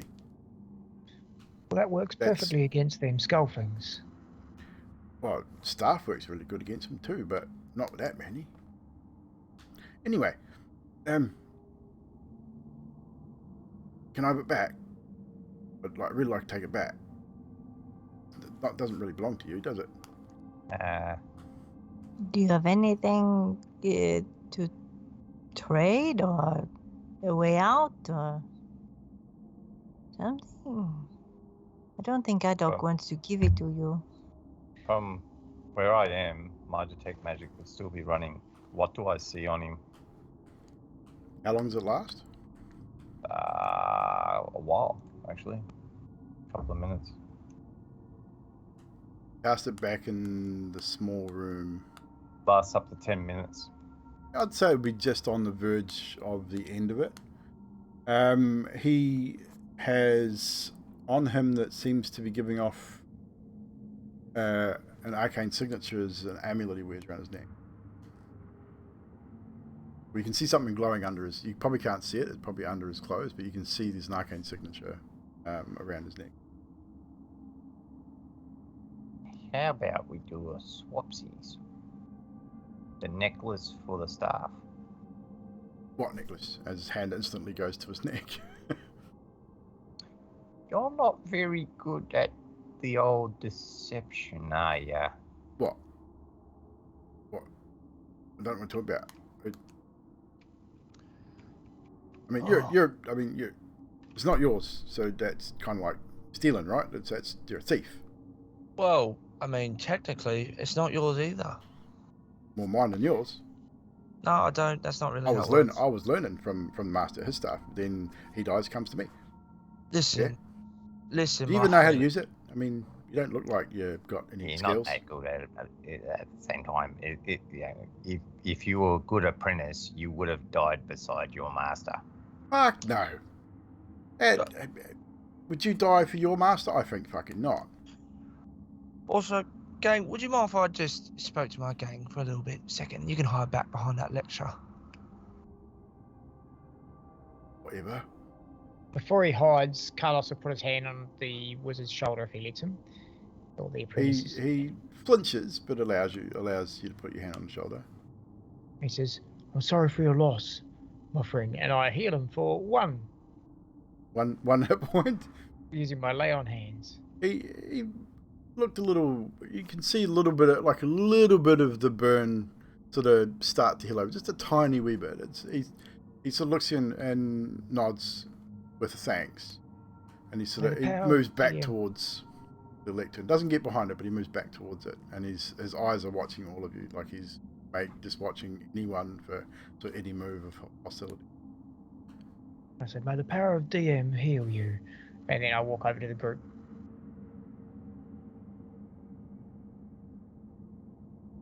Right, Adok, what is it? Right. I don't know who this fellow is. Yeah? Do we even think he's real? Or what even is he? Could be an entity. We don't really know, do we? He's like corporeal because Kanos just touched him. Not only that, he knew about his master's staff before you even. I mean, he must have known what it was, right? But also, how long's he been in here? Yeah? Anyone else thinking about that? How'd he get here by himself? How'd he get through that fire? There's a lot of unanswered questions, and we're all just going to give him a staff. Yeah? We don't really know who this fella is. We don't know what he is. And Fibble, you know about the spell Disguise Self? If you're a reasonable humanoid, you can make yourself look like anything. Yeah? And you touch it, it's still corporeal, still real, but you're just disguised. Think, guys, come on. We can't use this stuff, but what if we can use this necklace? What if it has more power than the stuff? Great, I've got a way to deal with that as well. He's very terrified. What'd you just give him? Food? Exactly, and what will Fibble just say? About not very good at deception. But alas, what if we are? Yeah? What if we tell him that what he had is poisoned, and we knew he had an amulet, and that we have the cure? The only way he's going to get it is if he gives us that amulet, and we give him the cure. Otherwise, he's going to die. No, you talk really loud, don't you? This would be whispering. Alec, why are you such an asshat? I'm not. I just don't trust No, who this we're is. not here. You took a staff from a dead man, right? And now the person who knows the dead man wants to deliver his staff to his family. He can't get out of here. He's going to have to travel with us to help us. Anyway, what's the harm in it? Why are we... Don't you see? And I'll look around the group. We're becoming the bad guys. That's not what we want. Yeah, the staff. Let's give him the stuff. I'm not. No. Yeah, no, he can use the staff at least, and we get the amulet as a swap. Maybe he can help us through the whatever. What if he uses the stuff on us?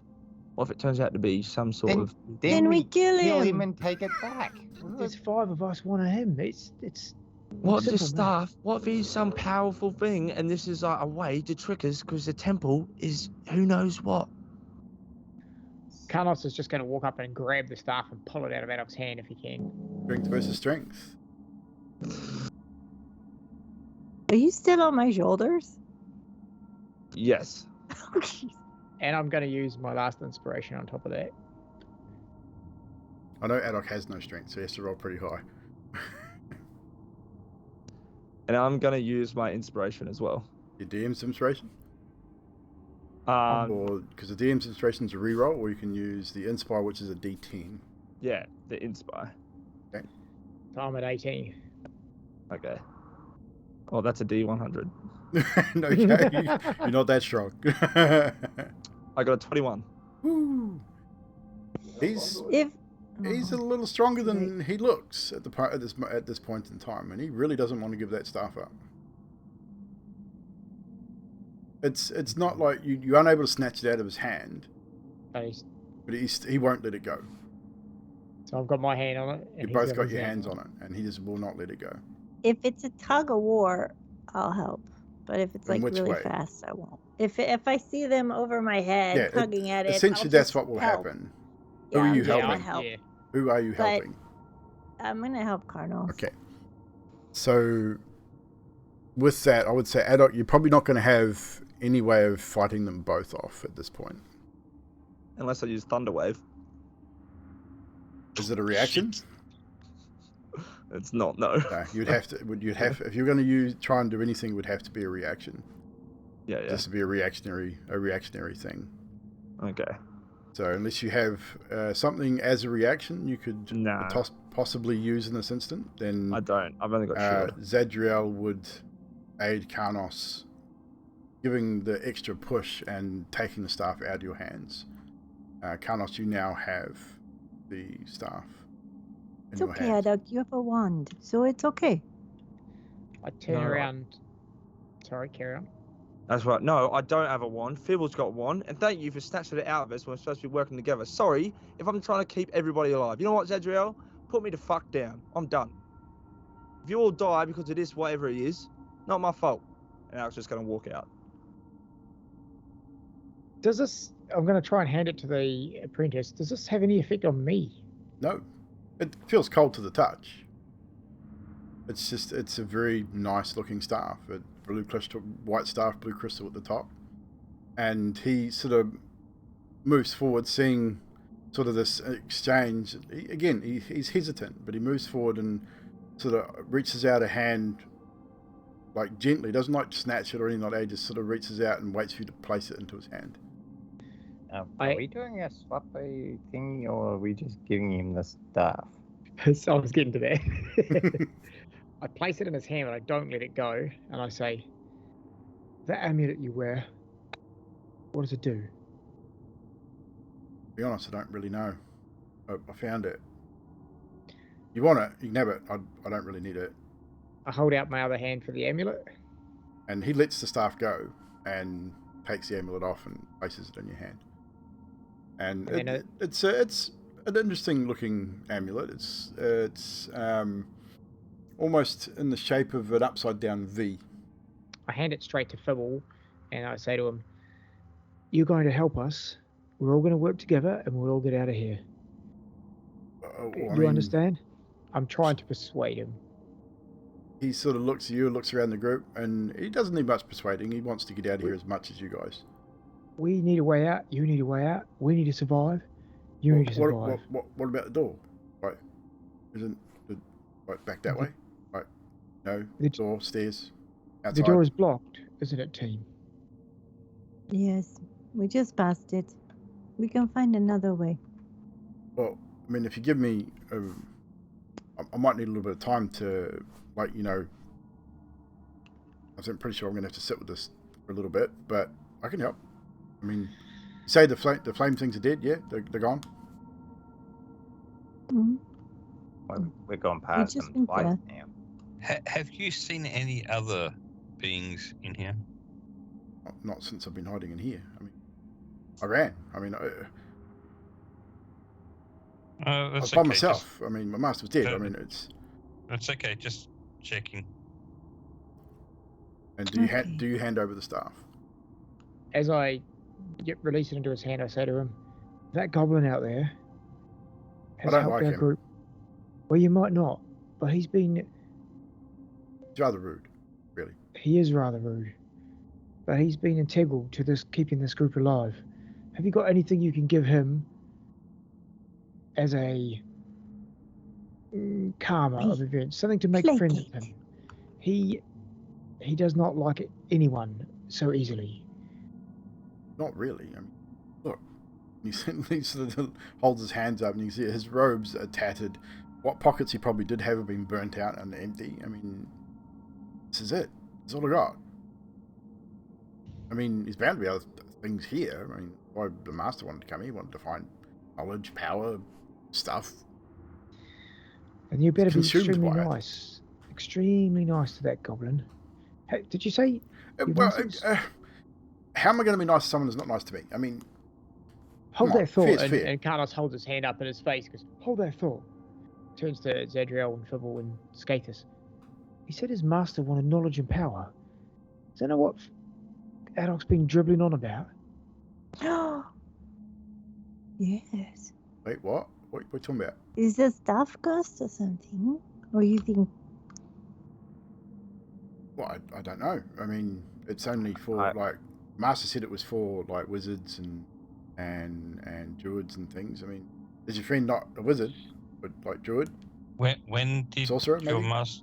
when did your friend find the stuff? He made it. It is. Okay. But like I said, he's a sorcerer. That your friend, did he spend the night with it? Like, you know, hanging on to it?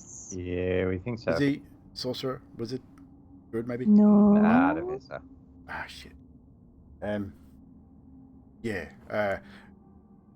Master was a bit paranoid, you know. People stealing stuff.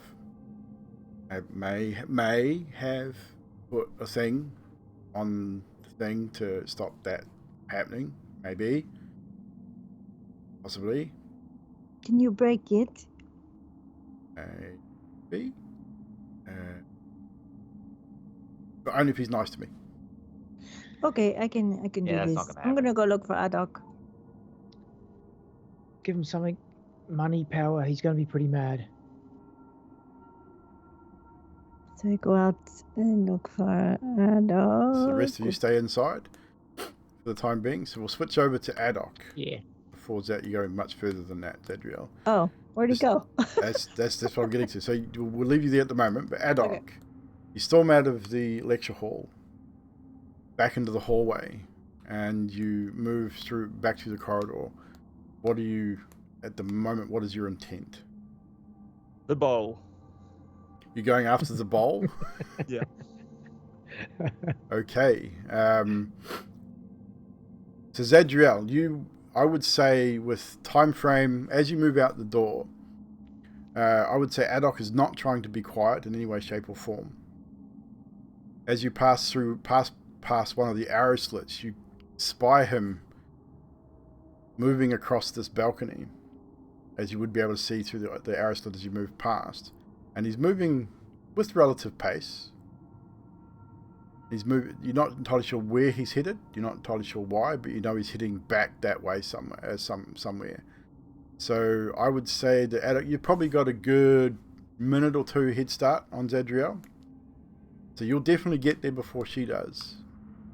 By the time, Zadriel, you make it out, if you want to start moving your token, we'll do a bit of a thing here. By the time you make it to here, Zadriel, which is down to the doorway leading to the hallway where you'd spied him, Adok, you would be through this doorway and moving through down to the next hallway. So you're definitely ahead of her.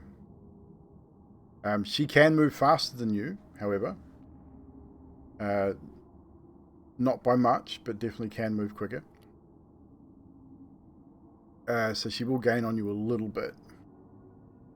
So I'll get Adok, you to put yourself at the doors of the dining hall. Zadriel, I will get you to move yourself into the room where the bandits were at the end of that hall. And as you get through those doorways, Zadriel, you are you calling out for him, or are you just moving in that general direction? I'm gonna say I found some more power. Adok, you do hear this. You can respond if you wish, but you are at that doorway now, and Zadra, you see him moving back into that room. You know full well exactly what he's after.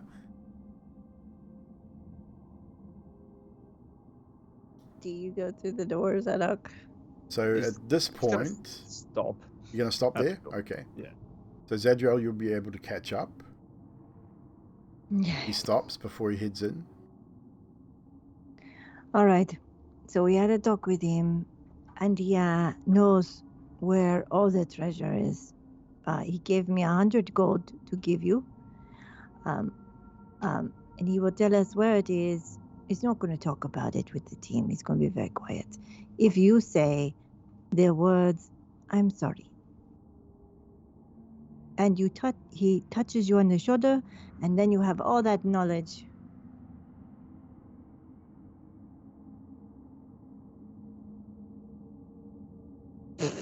Yeah, right. I have the 100 gold right here.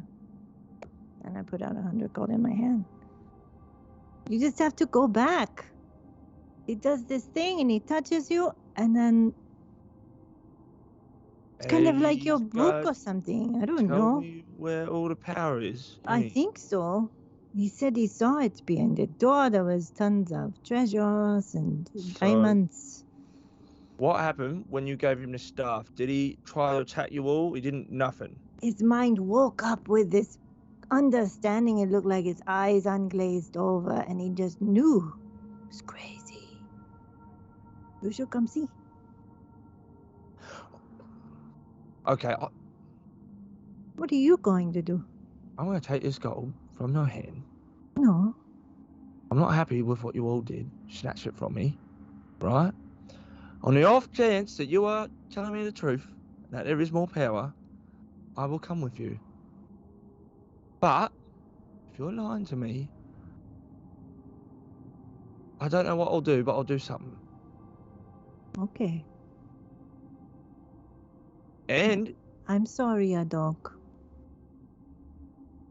look, if this blows up in our face, and he does turn out to be evil and to use that wand, staff, whatever, against us, everyone apologise to me Okay. on their knees Mm-hmm. and 100 gold. Doubtful, but okay. Yep. Well, at least 100 gold, everyone. All right. Yeah. Okay. All right. Fair enough. Move yourselves back to that room. While they are gone, team, we'll go back to the team in the room. So what are you guys doing while Zadriel and Adok are gone? As soon as Zadriel left, I would start ritually casting Identify on the three Okay. items. So, as that is easily enough done, the wand is a wand of secrets. It is interesting. It has 3 charges. While holding it, you can use an action to expend one of its charges, and a secret door or trap within 30 feet of you pulses and the wand pulses and points to the nearest one. It regains 1d3 expended charges daily at dawn. Very handy little item. The ring is a ring of featherfall. Also a handy little item for certain situations, as it were. The amulet is called a master's amulet. Now, these amulets are usually used for automatons or golems as a master controller, if you wish. So normally, every shield guardian has an amulet magically linked to it. A shield guardian can only have one corresponding amulet. If the amulet is destroyed, the shield guardian is incapacitated, and until the replacement amulet is created. A shield guardian's amulet is subject to direct attack if it isn't being worn or carried. It has an AC of 10 and 10 hit points. It has immunity to poison and psychic damage. So, shield guardian's solitary focus is to protect the amulet's wearer. Oh, shit. Okay. Nice. Yeah. I I bestow upon you this ring of feathers. All right. I won't grow feathers. Well, I had a very bad engagement. Turned into a bird once. It was horrible. Yeah, no, it's a ring of featherfall. It'll allow you basically not die from great heights. I Ooh, knew this thief. that's cool. That's a cool spell. I mean, you can like jump off shit and not die. It's great. Yeah, I knew a thief that needed this a lot of the time. What about? And he looks at Skathis. What about you? Would this ring be good for you? He's got monk shit. No, I'm good with heights. All right. Well, if no one else wants it, absolutely. Otherwise, I don't want to. I'm not here for the. Not here for the golden treasure and that. I'm not here for the tales, the heroism. But I'll wear it if that's what you want. Yeah, I think it's the best choice. And I'll give the wand to Adok if he ever comes back, because, he seems to be a secretive type of gentleman, and I think he would like this. But I really Yes. like this necklace. Yeah, you should have it. It's right up your alley, really, isn't it? Yeah. I wonder if it's attached to something. Well, I could always make something and attach it to it instead. Yeah, cool. So from memory, the Wand of Secrets does not need to be attuned. The Ring of Featherfall does need to be attuned. It doesn't come up on the attune list. It says on here, attunement required. Oh, it does say. Yeah, you're right. It does say Yep. question. Ring of Feather Falling. Yes, it does. Yep. The Master's Amulet does not need to be attuned, as it is linked to a Shield Guardian. So I would say Fibbles is probably intelligent enough that if it's been found here, that there is possibly the Guardian that it is linked to is possibly in this place somewhere. So after a short time, you watch as this being turns to you all and actually says, Villainous, by the way, name, sorry, forgot to tell you before, or like scared. Did you say your name was Villainous? But yeah, I know. It's not a name I chose, okay.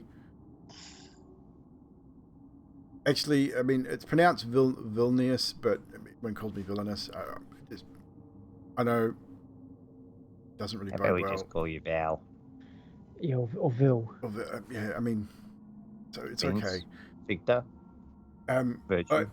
I know I can help. Like, I really can. I can help in this place. I got some skills that may come in handy. Like, I mean,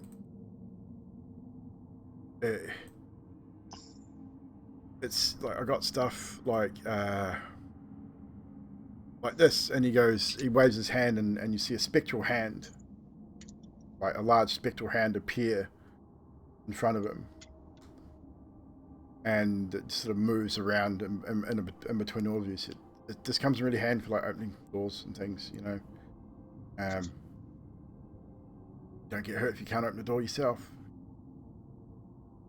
You see, he's still a little awkward, and he notices as Adok comes back into the room and Zadriel, he notices that Adok has taken a little bit of damage, and you can see the dirt, remnants of the dirt and stuff of this place, and he goes, and he notices all of you are a little dirty. You guys have been out in the snow and the dust and the dirt. And he walks up to you, Carlos, and says, "Do you mind?" And he reaches out a hand, and he touches your shoulder and casts prestidigitation and cleans you right up. Oh, thanks, Vil. That's actually something I needed. I got stuff like I can do. I mean, I've been learning. Maybe just an apprentice, but I have got some skill. Not as good as the master. Spell. I wish I had learned that spell when I was younger. I've got some good ones too. Like, hopefully won't have to use them, but I mean, it's going to take a little time with the staff. I know how it works. I know what it does. Like it's like Staff of Frost. It does the like frost stuff, like Blizzard and Cone of Cold and like cool shit like that. Do you have a spell called Shape Water? No, I believe that's more of a druid thing. I'm a Mold Earth. mage, sorcerer thing. Ah. Like, you know. It's a shame. It's quite a handy, diversive spell, that one, isn't it, Mr. Stib? I've seen it used in some interesting ways, yes. I mean, I have been around. I mean, you guys kind of remind me of some folk that I heard about, like, traveling around staying in Vallaki. Like, they were doing some weird shit. And, yeah, anywho. Not us.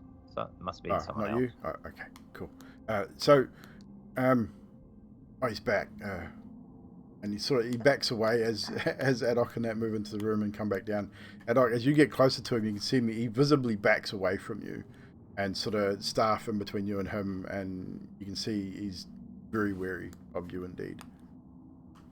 Adok would keep his head up and just walk straight past everyone, not looking at them, and then he would get to this bigger guy. Well, and just, apologize. They gave me the staff. I didn't take it from you. It's not my fault. I mean, technically it is kind of mine, but I'm sorry. Like, it wasn't my idea. You're right. You good? Adok's just gonna stick out a hand in a handshake.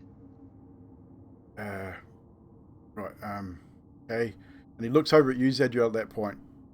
Sort of. Restore. And he reaches down and grabs your hand, Adok. And you feel a tingling sensation in the palm of your hand, which runs up the palm of your hand into your elbow, into your shoulder, and then just fills your body. And you do feel different. This lust for power that you have is still there, but it's not as intense. Like, it's not something that is consuming you. It's more just knowledge now. It's more that just finding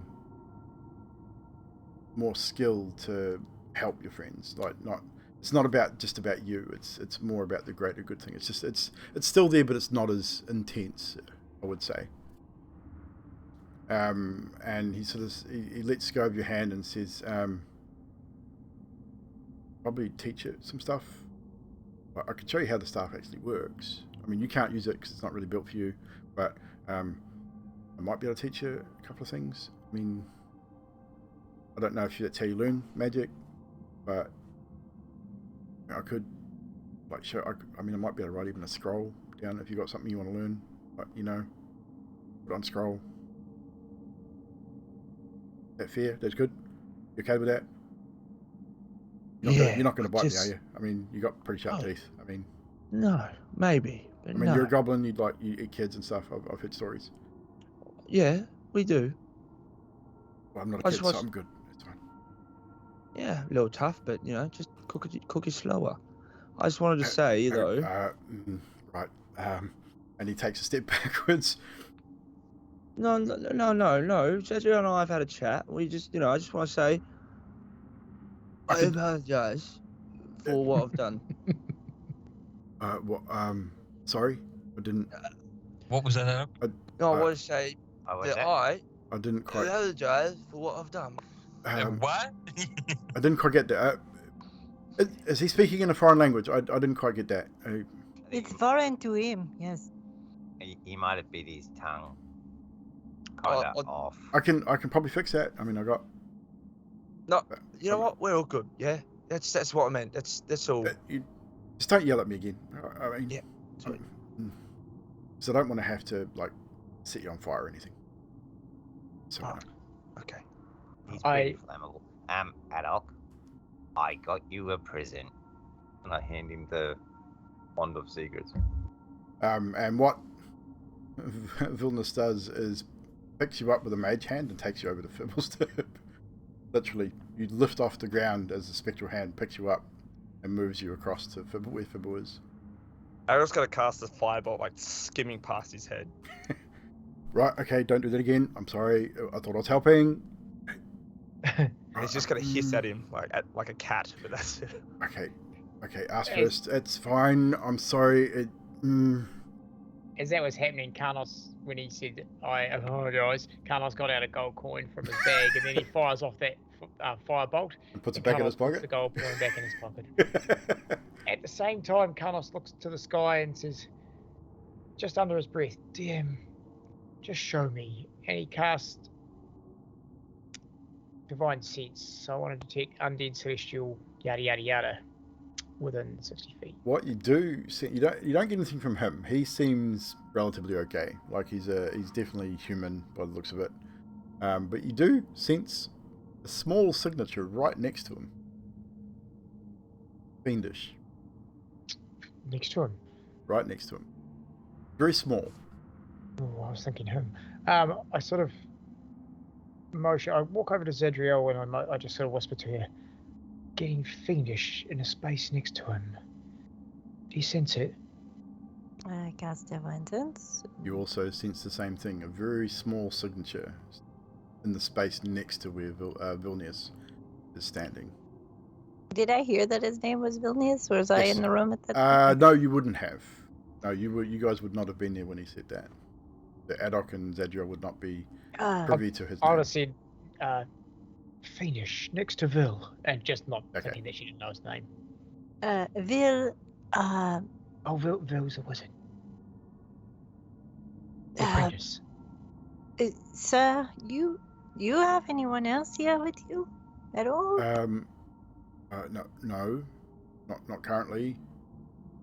Maybe. Like, in this possibly. area? Why? Something here. And he starts looking around. Because there is something like right there. Right?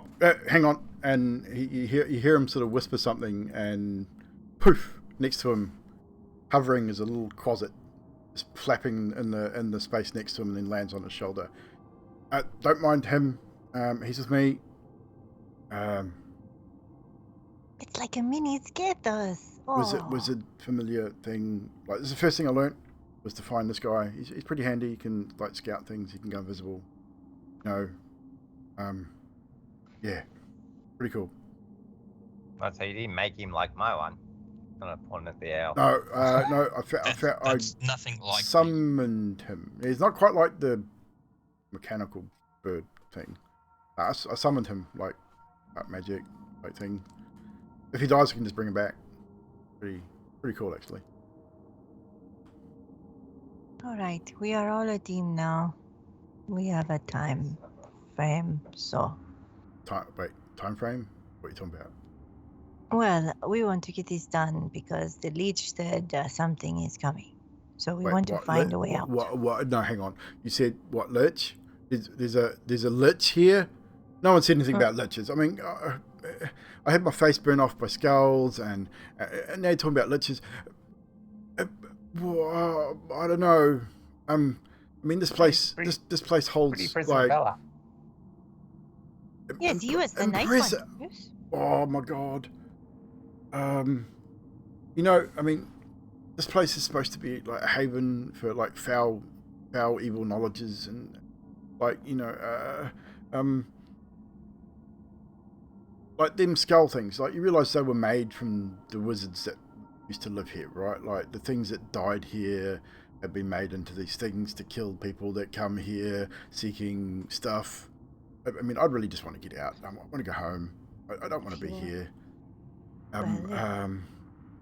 If you want to get out and go home, you should come with us. Better than staying all alone, hiding. Have you seen like the Barbarians yet? Like, are they still here?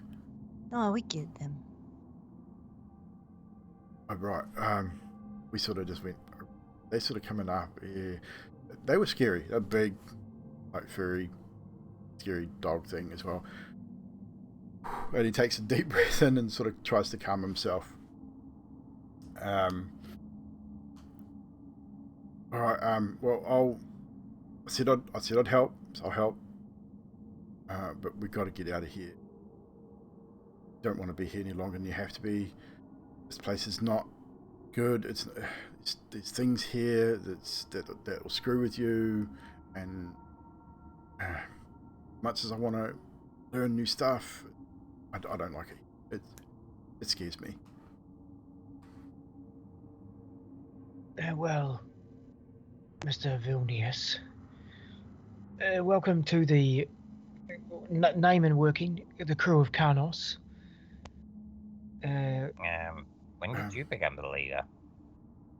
Well, I put the group together. I'm not the leader, but I put the group together. So the names, I've been working on it for a while. Scratchings in my book. Right. Names don't really matter when you're dead, though, do they?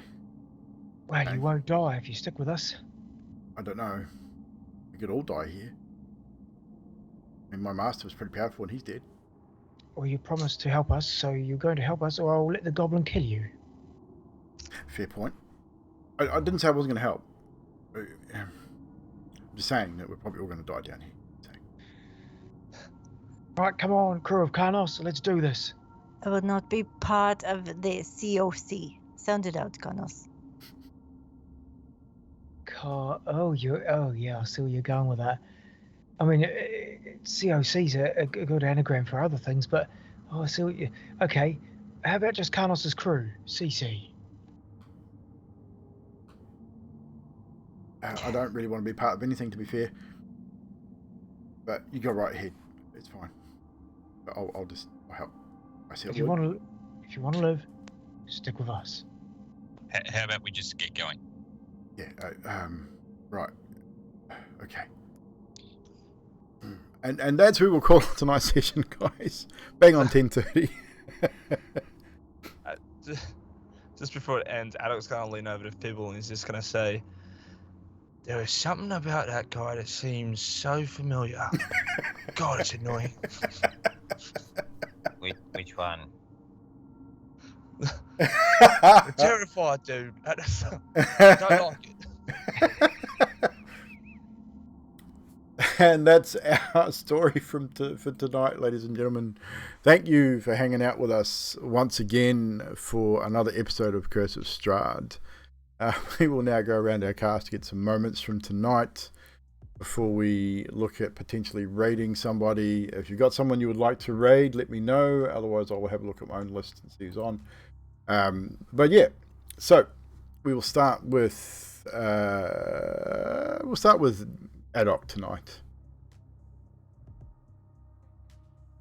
I have to say, Fibble's nonchalant conversation skeleton at the start was definitely something that a good starting point. I was just enjoying it way too much. I also actually enjoyed this terrified guy as much as I was like, the whole time I was like, God damn it, is this what Adok was like at the start? I pretty much based him exactly on that. I was like, oh, it's so annoying. That's pretty much Adok. Yeah. But yeah, no, there was a lot of good moments. Karnos' anagram for cock, I actually didn't picture it until Zadriel pointed it out that it spelled out cock. In my head, I was like, yeah, that's a good name. And I was like, wait, no, it's not. Crack up. Yeah, no, it's just a good session all around. Awesome. Next up, we have Skathis. So yeah, love that NPC. He was friggin' awesome. You wait, it's going to get worse. Yeah.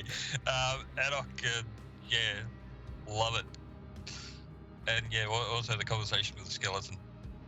Awesome. Thank you, Auntie. Another fucking... We're already famous. Fuck off. Yeah, so... Firblestep. The anagram, which I'm sitting there going, wait a minute. No. I didn't even pick it. I didn't pick it until Zadriel said COC. I was thinking, oh, Crew of Karnos. Oh, that sounds legit. And a little weird, but a little simple for Baz. And then I'm thinking, hang on a minute, COC. Oh, wait, no. So, sitting there going, no, and it wasn't because of the anagram. It was that just, no, not Karnos. When did you become the leader? And then there was the whole conversation with Adok over the ring and wand. Like, yeah, I'll identify him, and then Zadriel will work out who it goes to. So, no, I'll do it. Yeah, Zadriel will go for it. Because she's the leader. That's what leaders do. What? You want to duel with her? Go for it. Yeah, that'll be fun to watch. Definitely. Who have we missed? Cedriel. Everybody said the COC and the Fibble Stib stuff. I liked when somebody said you're like Adok, and Villainous said he's a fucking goblin. I love that part. That was funny. That was good stuff. Yes, wonders. Did I miss anybody? Did Karnos have a go? Nope, Karnos. My memory's terrible. Craft. Yeah, so Zadriel's convincing now Adok to let this new guy touch him for some knowledge. And Fibble, yeah, I agree with you, Fibble. I actually like that conversation you had with Adok about Zadriel. You know, she got the role of the leader, and after she caved a guard's head in, so you just have to deal with her. It was that sort of backhanded. I quite enjoyed that. And my favourite moment of the night is Adok's reference to Icarus. Mm-hmm. Did you fly too close to the sun type scenario for, I believe that was as at Skeletor. Yep. So that was cool. I like that. Yeah, I did not think Vilnius, you showed us the picture and you said ignore the imp or whatever on his arm. Yeah. But I never considered that. I was thinking, right at that moment I was thinking, shit, is this our enemy Strahd in front of us acting like a douche puppet? I better do divine sense just to make sure. I totally didn't even remember his picture. And then you said, oh, you see this little creature. And I was like, oh, there we go. that was a possibility. I had entertained that thought that was going to be Strahd. And I thought, no, I'll see what happens. But no, that was cool. For me, yeah, just Adok in general, playing Cam, well done in playing up the whole lust for power thing, not wanting to give up anything because it seems that everything that is powerful should be yours. You would know, Adok would know that what was cast on him wasn't anything major at all. It probably wouldn't have actually done a whole lot, but all it's done is really just suppressed that need for everything kind of thing. That lust for power is still there, definitely, but it's definitely not as intense. I was gonna say the sneaky DM's way of saying tone it down. Well, no, not even that. I mean, at the end of the day, he did cast something on you that did help, but it would not have gotten rid of it. It just would have maybe given you a bit more insight into what's going on. Maybe it's. You don't need everything, but you still have that flaw is still there. That flaw is permanent. The one thing I do have to do before we finish up, and I forgot, Adok, you have a dark gift coming. Gonna roll this publicly. So we have a dark gift. You gain a keen sense of smell for living flesh. This allows you to determine how many living creatures are upwind from you or in a 100-foot radius if there is no wind. You also gain a hunger for living flesh. Eating live flesh carries no negative effects, but if you eat or drink anything that isn't still the flesh of a still living creature, it will rot and spoil in your mouth. And that will last for 1d6 days. So I'll get you to roll a d6 for me, please. Looks like I'm gonna have to eat this dude. 6 days. So for the next 6 in-game days, you have a penchant for living flesh. Eating other food basically turns to ash in your mouth. Well, this is going down the Emilia path real fast. Fuck yeah, yep. And you can smell it, and this is not limited to enemies. This is everything. Anything in this room right now, as we sort of end this session, in the room right now, the suddenly the smell of living flesh probably overwhelms you a little bit, to the point where you're thinking, okay, that's weird. These guys smell really fucking good. I'm gonna die next session. So that is your curse for the next 6 days. Cool. So remember to mark those off every long rest. Also, too, with your book, every long rest you take or every break you take, anytime you're reading it, let me know how many. Because I did say you need to read 48 hours, I believe. Yep. So mark off your hours that you're reading it before you may or may not gain any effects from it at the end of that 48 hours. But that is our session, guys. Thank you so much for hanging out with us. Chat, if you've got anything to say as well, dump it in the chat. We'll read it out before we finish up. Drax says, want to be famous, start an OnlyFans. It did wonders for me. Well done, Drax. I'm glad that OnlyFans is working for you, buddy. We have Ericode streaming. How long's he got to go? He's only just started. We're going to go jump over and raid Mr. Ericode. He's playing the New Worlds. Looks like he's at level 46, so he's getting there. I believe he's helping a friend as well. Awesome. I'll go I'd shoot be off team, Chopper, so probably. Say see you later. No worries, Baz. Do we have D&D this weekend? At your place? No, it's the following. Following, cool. No worries, just wanted to be set. And just to reiterate and remind you guys, this coming Sunday, October 31st, Vampire the Masquerade, Vampires of Melbourne, Blood and Belief, Season 2 will be starting. So we will see you guys on Sunday for that. I'll be back streaming tomorrow anyway. But cheers, Baz. We'll catch you on Sunday, bro. So we're gonna raid Mr. Era. Do the thing and the stuff. Cheers, guys, for hanging out with us. Appreciate it very, very much. Your internet died and you don't know why. Yeah, mine did that the other night. It was weird. Just stopped working for some reason. And I was down for like, that's when I was streaming. I was down for like 5 minutes, 5-10 minutes. Odd.